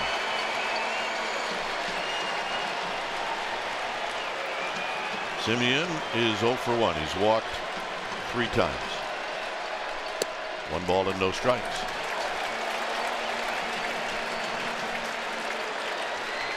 Pressure's on the defense. Pressure's on Maranta to throw a strike.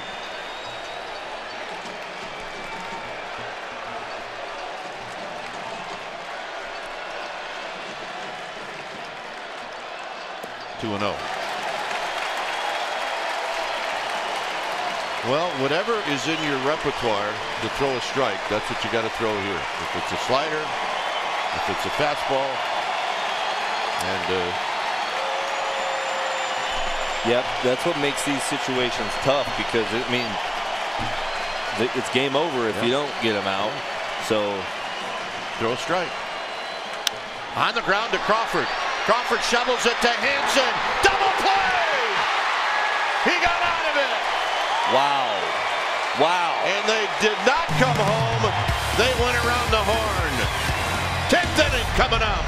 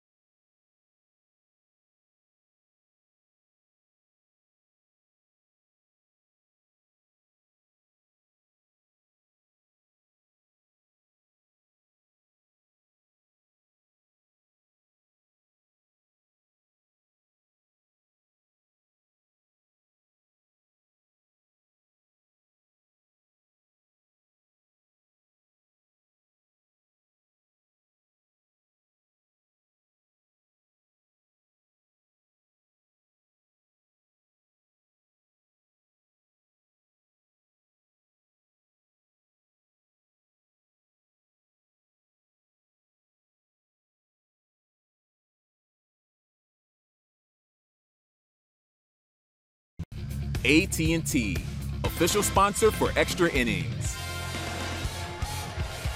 Well, we're in the 10th inning now. It's a 3-3 ball game. Leading on the top is San Francisco. Here's the double play. Just hard enough, too. And that was really the only play because you're not going to get him at home right there. Well, you're going to get one out at home, but that's it. Yeah, it may be. So here's Belt facing Trinan, and Belt fouls it out of play. Trinan is 22 pitches. It's that play. I mean, that was quick all the way around. Do it, Marana. It's awesome. Belt flips one to left. It is a foul ball. Belt had ideas that it was going to be foul when he left the box because he just wasn't getting after it very hard.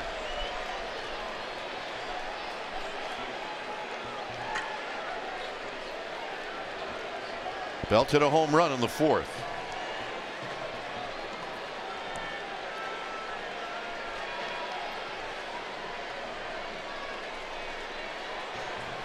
Lucroy is now catching. Canna is at first and Fowler's in center field.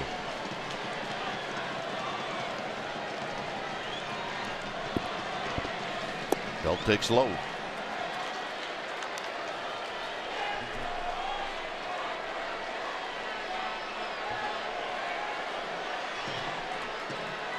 Belt will usually get a walk a game, and he got that one in the 6th.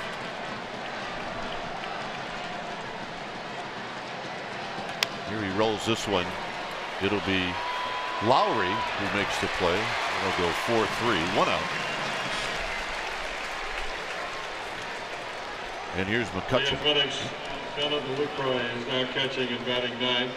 Justin Fowler is playing center field. Mark Canna moves from center field to first base. Now batting Andrew McCutcheon. So here's McCutcheon. McCutcheon is 0 for 3 with a walk.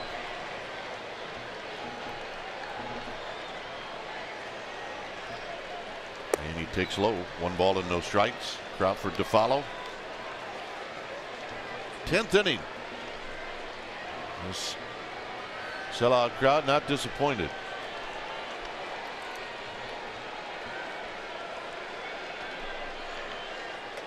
And a strike to McCutcheon.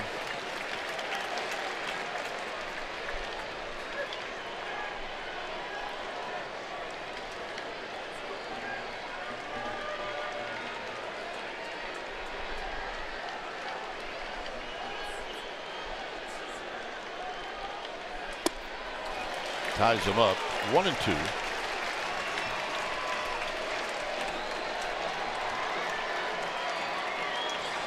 Yesterday was one of the better games I've seen the Giants play all the way around, and today's one of the more weird games I've seen played. No, you're right. Very weird.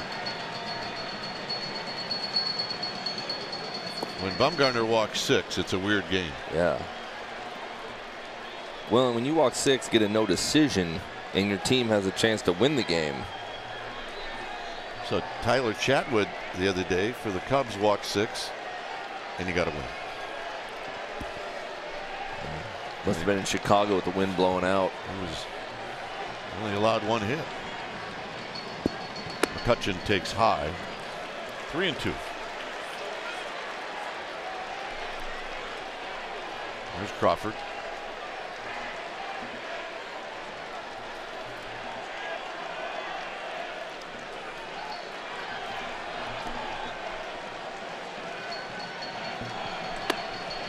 And the walk.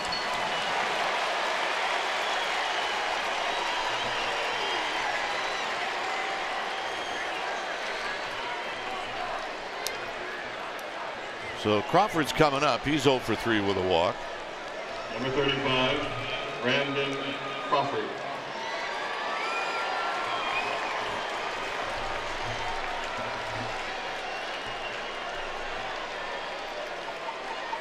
So we got one All-Star on the mound facing another All-Star at the plate. And another one on deck.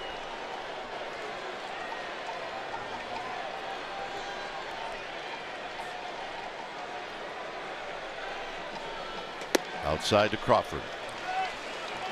A lot of times these closers, they're, you know, high velocity and they're 1 inning guys. Sometimes when you roll them out for that 2nd inning, some of that adrenaline that they feed off of is worn off, and now they're trying to come back out there and compete. It isn't very comfortable, some closers, to go out multiple innings. Crawford on the ground, foul.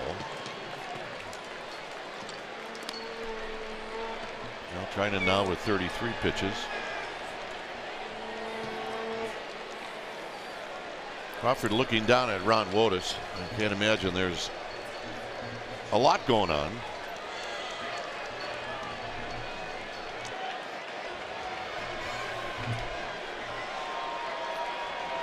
McCutchen with 8 stolen bases on the year.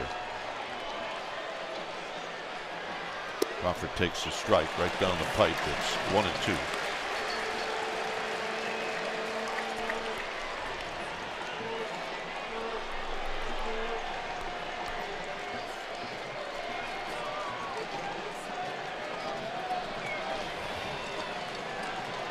Canna holding on McCutchen. McCutchen goes. Swing and a miss. Throw down to second. Not in time. It hits McCutchen. So strikeout, stolen base. Here's Buster Posey.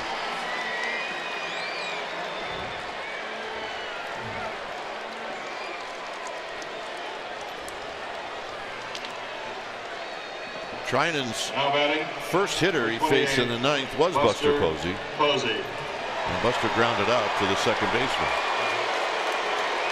Well, there's not a lot of times you see a closer come in and face another guy twice. That's true. That is true. And they have nobody warming up, so Scott Emerson, the pitching coach, is out. And he may be asking him, who do you want to face? Yeah, telling him, hey, you don't need to give in to this guy. You got a base open. Just trying to remind him of the situation and the strategy, because he's probably out of his element a little bit being out there.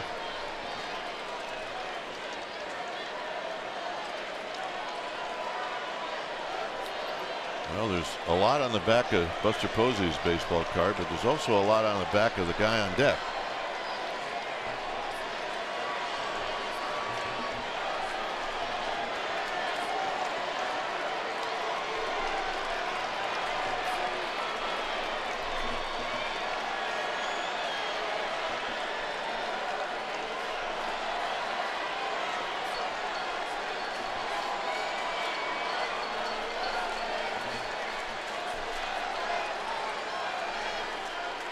Down low.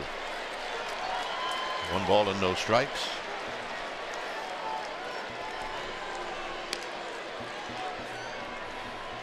Will Smith is in the bullpen. The beauty of the DH, if you're playing in the American League Park, is you don't have to worry about pinch hitters. No. You can definitely roll the 9 guys for a while. Not close. 2-0.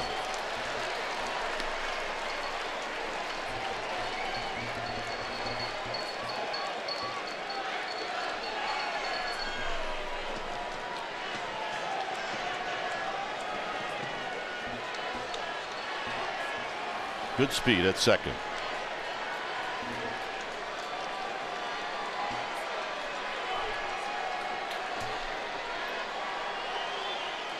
And a strike. And he throws it. In interleague, you can also you'll see National League teams strategize a little bit that way. If they have a guy with options and he's a position player, they'll send him down. They'll pull up an extra bullpen guy because they don't have to run through their benches quick too. So sometimes they carry a little more pitching action.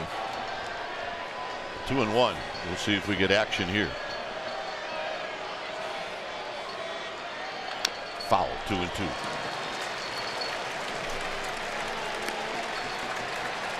Buster asking Brian Knight if that was a strike. I'm assuming that's because he really doesn't know based on him catching tonight. Right, that's true. Because that would have been called a strike. Well, Trinan's in a spot. He can bounce. He can do anything he wants with first base open. That's why the hitter can be at a disadvantage when he gets 2 strikes on him in this spot.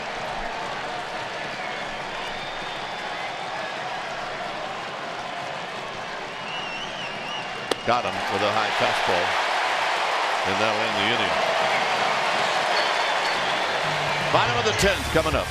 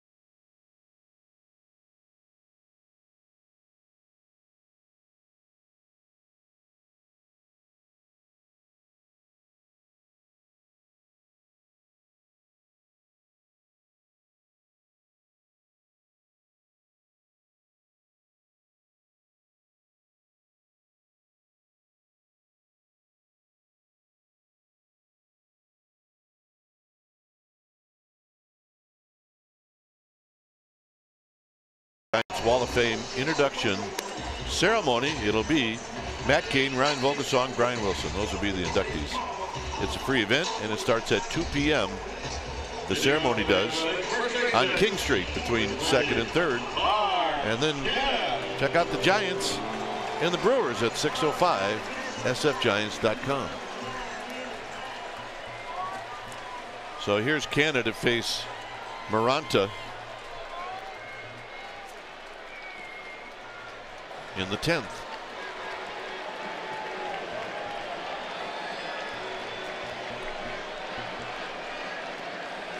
And a breaking ball down low.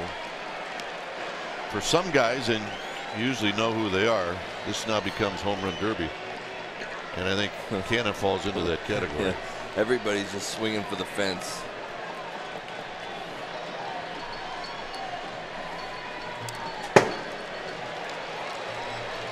Effectively wild. It's going to work, I'm telling you. He changed eyesight and depth perception right there.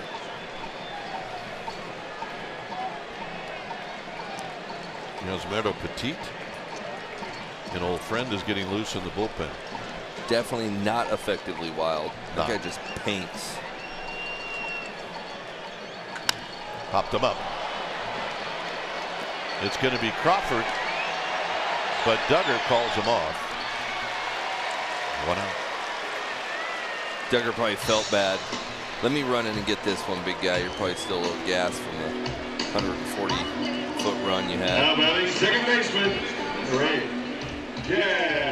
Lowry. So here's Lowry.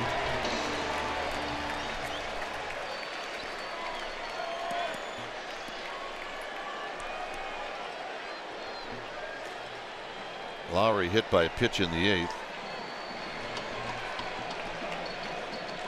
Swing, gonna miss. No balls and 1 strike.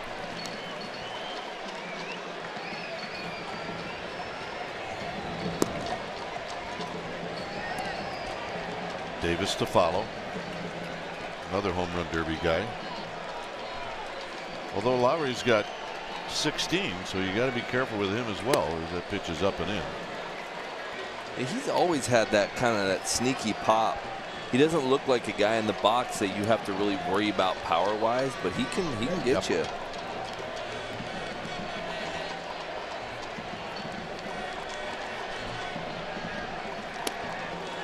1-2. Tried right there.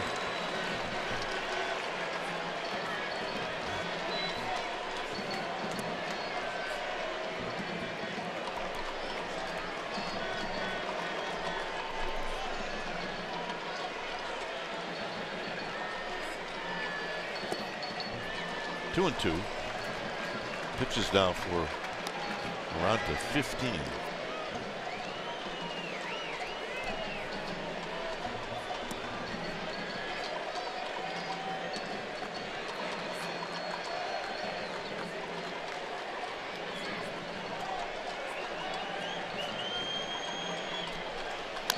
Fouled off his foot. This is not going to feel good. No. As the temperature turns a little cooler. The further that ball goes off the body, the harder it hit you. Ball rolled a long way. I always thought that the highest off his Thigh, back. huh? Knee? Yeah, I always thought the highest exit velocity on balls that I hit were ones I hit off my foot or my ankle. Why would I do that?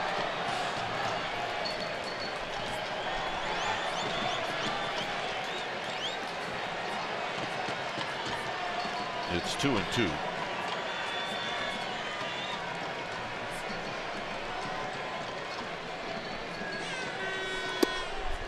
Oof.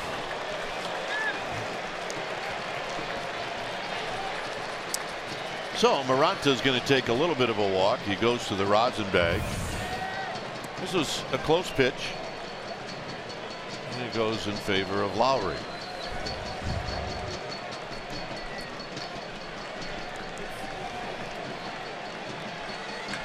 Hit to right. McCutchen got a good jump. 2 down.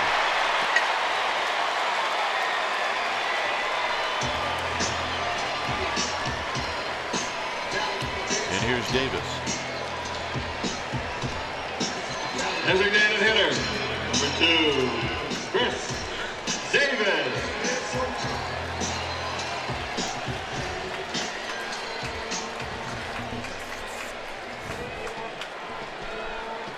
So here's Davis.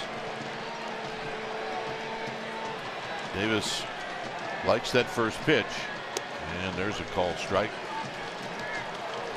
I'm saying that like maybe Buster doesn't know it. Yeah. I think Buster knows it. Yeah, I think he likes anything hard. He's dead red. He likes everything hard. You're going to slow him down, Ken. Unless you have 97 on the black on the outside corner, you can probably speed him back up again.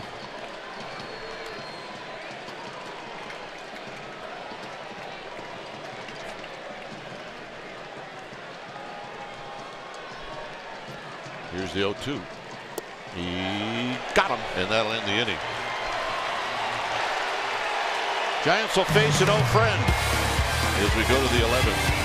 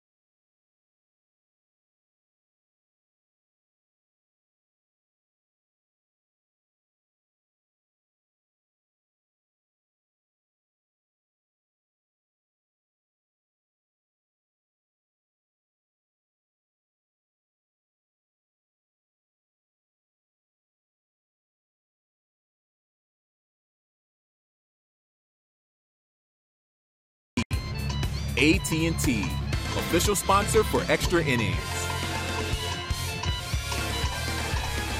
It's a 3-3 ball game as we go to the 11th. And it's going to be Yosmerdo Petit, who spent a lot of time with my partner down in the Giants bullpen. Good teammate. 3.43 ERA, 60 innings pitched in 45 games. That is a long reliever for you right there. Well, here's Pablo Sandoval, who's 0 for 4.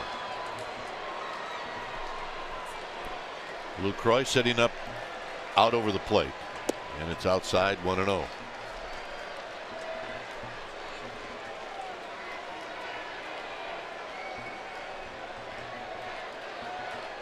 Hansen and then Pence.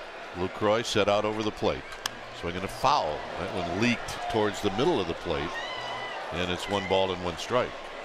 I wouldn't throw it there too many times to him. Petit gave up a run in the game last night.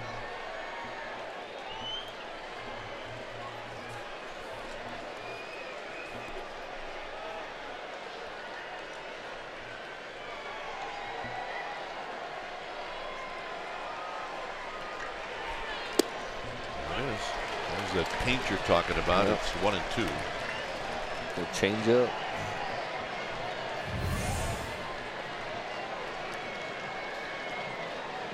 Maybe a little BP fastball, huh? Could have been a changeup. Took a little off the sinker there. Nope. 2-2.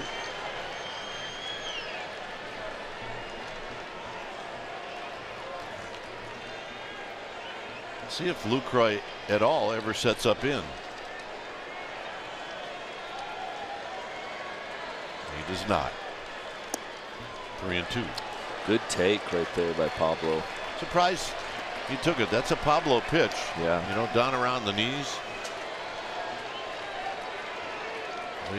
He's a free swinger. He's not the free swinger he was.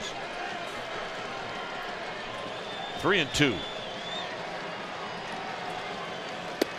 Got him.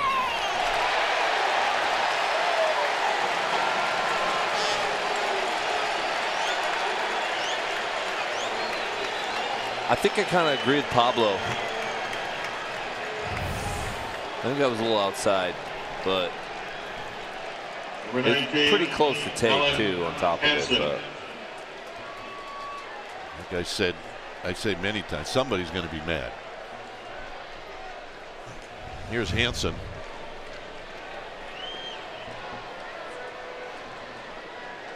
Hansen is 1 for 4.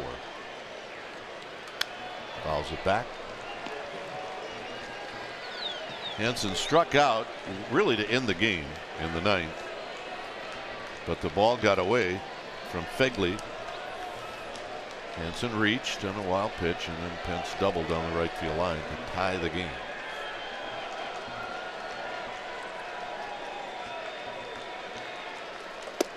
There's a strike. It's 0-2.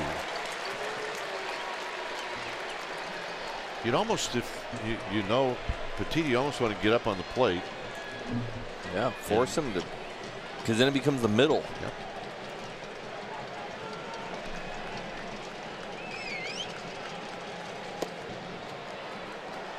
See, he can do that right there. When an umpire gives him a little bit off the plate, he just moves it like 3 inches more just to see if you're willing to keep going with him, and then he'll bring it back. You know, he has the ability to kind of get you to not necessarily climb the ladder vertically, but more horizontally. He likes to go with it. Tap foul. It stays 1-2.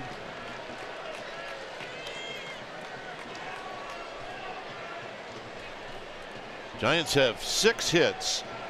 The guy on deck has 3 of them. Hunter Pence.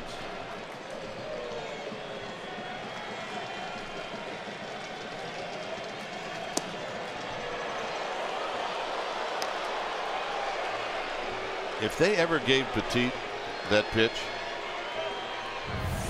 he'd throw a perfect game. He'd be like Glavine and Maddox. Yep. I mean, that's how Glavine and Maddox Glavin especially made all his money throwing over there. Hansen pops it up. It's going to be out of play.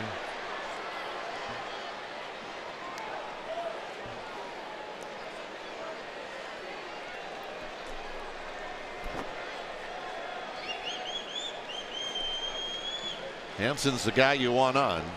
He's got all the speed in the world.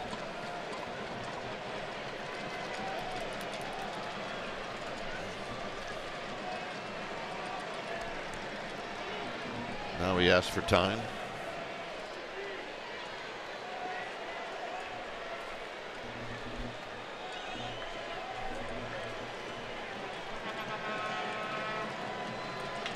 Hit to right, but it's right at Piscotty. 2 down.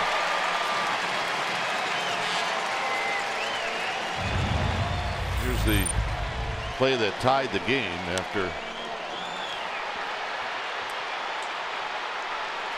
Hansen had reached on the wild pitch, and he scored all the way from first to tie the game. Remember, it was Mark Melanson who tried to move the chair, and he actually put it into the path of where Piscotty was running. So here's Pence.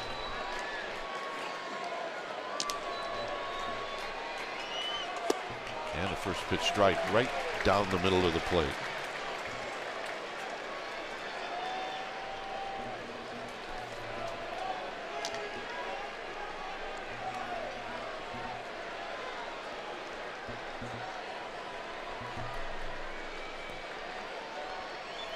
Swing, ain't gonna miss.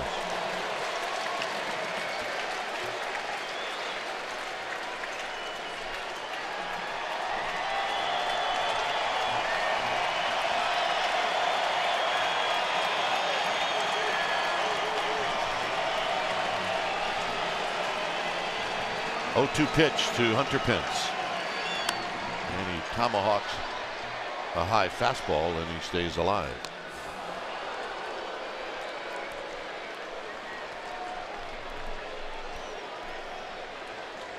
Will Smith is in the Giants bullpen.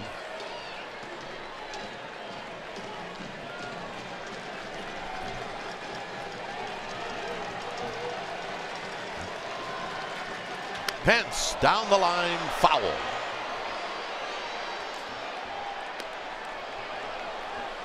It stays at 0-2. And I can attest to that. Up in the upper deck over there, that looks like a homer when you're sitting up there. The reason I know that is because my dad would bring me to the Oakland A's games. 90% of those games, he would get probably the last row in the upper deck. I don't know if it was a deal or what, but I watched a lot of games from up there. Pence strikes out swinging, and we'll go to the bottom of the 11th. Piscotty, Olson, Chapman coming up.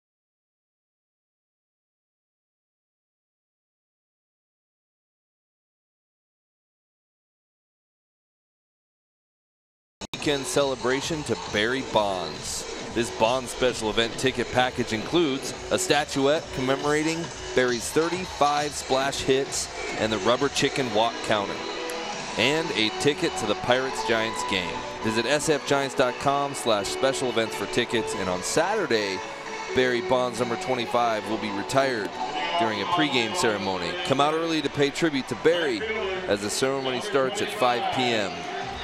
Congratulations, Barry. Yeah, I know you got him out. Yeah, every time he talks about how much he hit me, I'm like, well, I don't remember that. I know you're 0 for 8 with 3 punchies, but that's fine. All right. Yeah. That's worth bragging about as far as I'm concerned. Here's Will Smith. You see his numbers are very good, and he's facing Piscotty. And Piscotty takes a strike. Smith is doing a lot like what you used to do on that first pitch, breaking ball. Yeah, I just know that a lot of times late in the game, they're thinking, if I see a heater, I'm swinging, and I like to slow you down right out the gate, set you up, I might steal a strike. A lot of these guys aren't going to swing at a first pitch curveball. Fastball on the outside corner, 0-2. I got a little happy with that, though. I remember there was one time Sabian came up to me after a game, and he was like, quit throwing the first pitch curveball to every hitter. To everyone. Here's the 0-2 to Piscotty, and he pulls it foul past Matt Williams.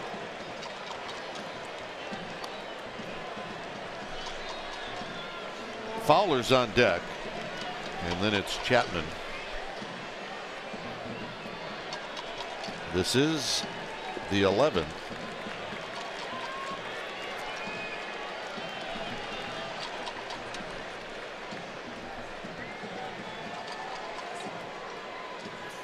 On the ground to Belt. Now Smith's got to get over, and he does.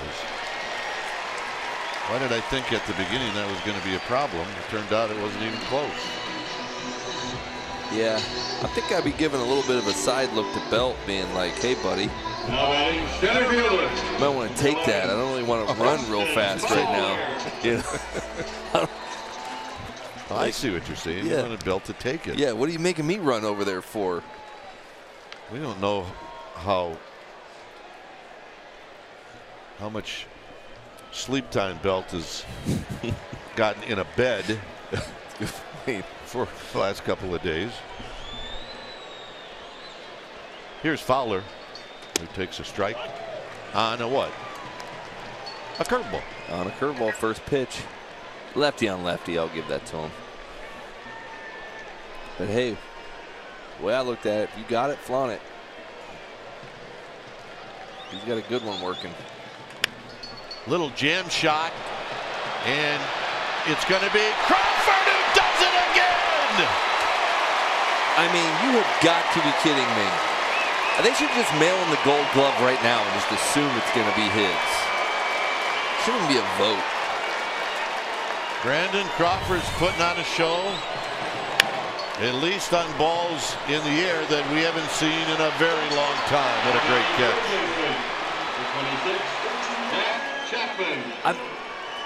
I didn't think there was any chance he was getting to that ball. That's a hit.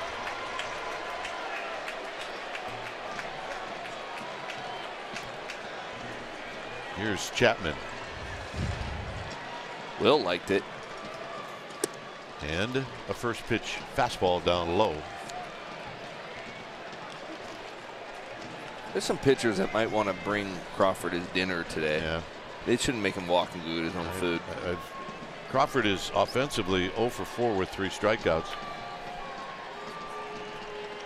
Well, this is out of play. Dave Fleming makes a good point from time to time when we do the wrap about he'll take Crawford as his player, and when Crawford doesn't have a hit, and he'll say he still was the best player on the field.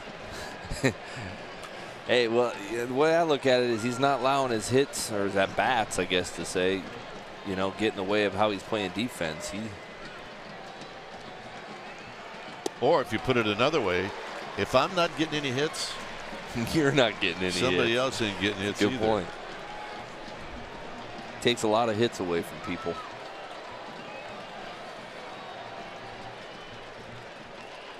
The 1-2 to Chapman. in the dirt. Yeah, Jeremy, 74 feet. Yeah, it's good. Come on.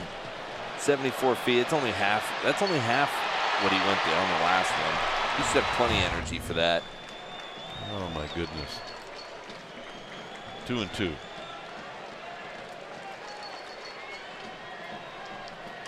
Out of play. Fastball in. Chapman's had 2 bloop singles. The one really hurt in the 5th. The one in the 9th looked like it was going to hurt, but Maranta got Simeon with the bases loaded on a 6-4-3 double play to send the game to the 10th.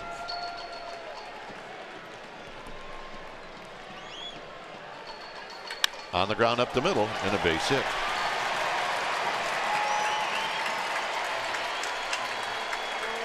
So Pinder's going to hit with 2 outs.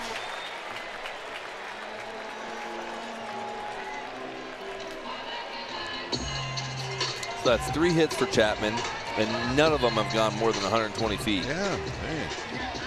Sometimes you got the magic 1-2 working. Usually really upsets guys though when they're hitting balls to the warning track and they're outs, or guys are they're laid out and get, like, case in point, Olsen just got on the ground and a base hit. So back-to-back singles. And the hitter is going to be Jonathan Lucroy.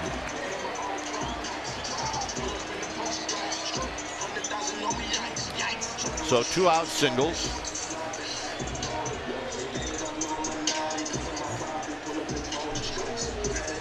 Buster, you can see Buster's giving Will Smith the game plan. Now batting the catcher, number 21, Jonathan Lucroy.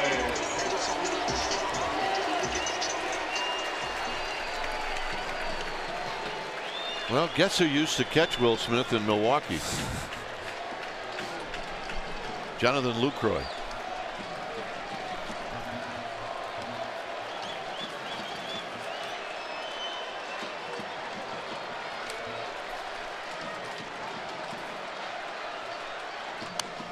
And a little nubber foul, and it's 0-1.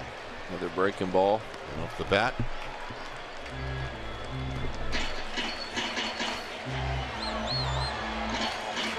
But that's another reason why you throw that breaking ball, because he probably knows Lucroy's going to ambush him too, and I need to throw something that I can keep him out in front on, and that backed up a little bit. That kind of was a hanger right there, so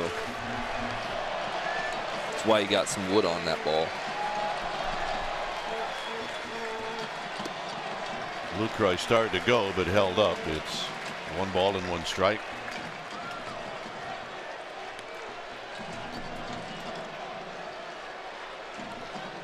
Well, you go back now, and how important was the play that Crawford made? Oh, yeah, it's a game right there. Assuming, you know, that everything would have gone the way it's gone. That always, obviously, is not going to happen. But it was an out. So here it's 1-1 to Lucroy.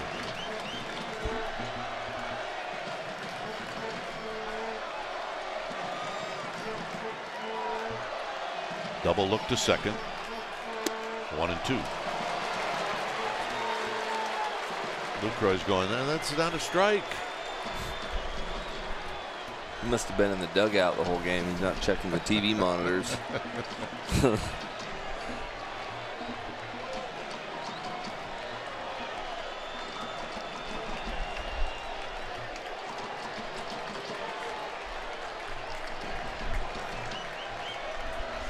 Here's the 1-2. Base hit. Game's over.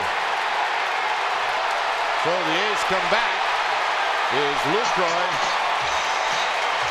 Singles into right center field. And the A's are going to win this one in the bottom of the 11th inning. On a base hit by an old teammate, Jonathan Lucroy.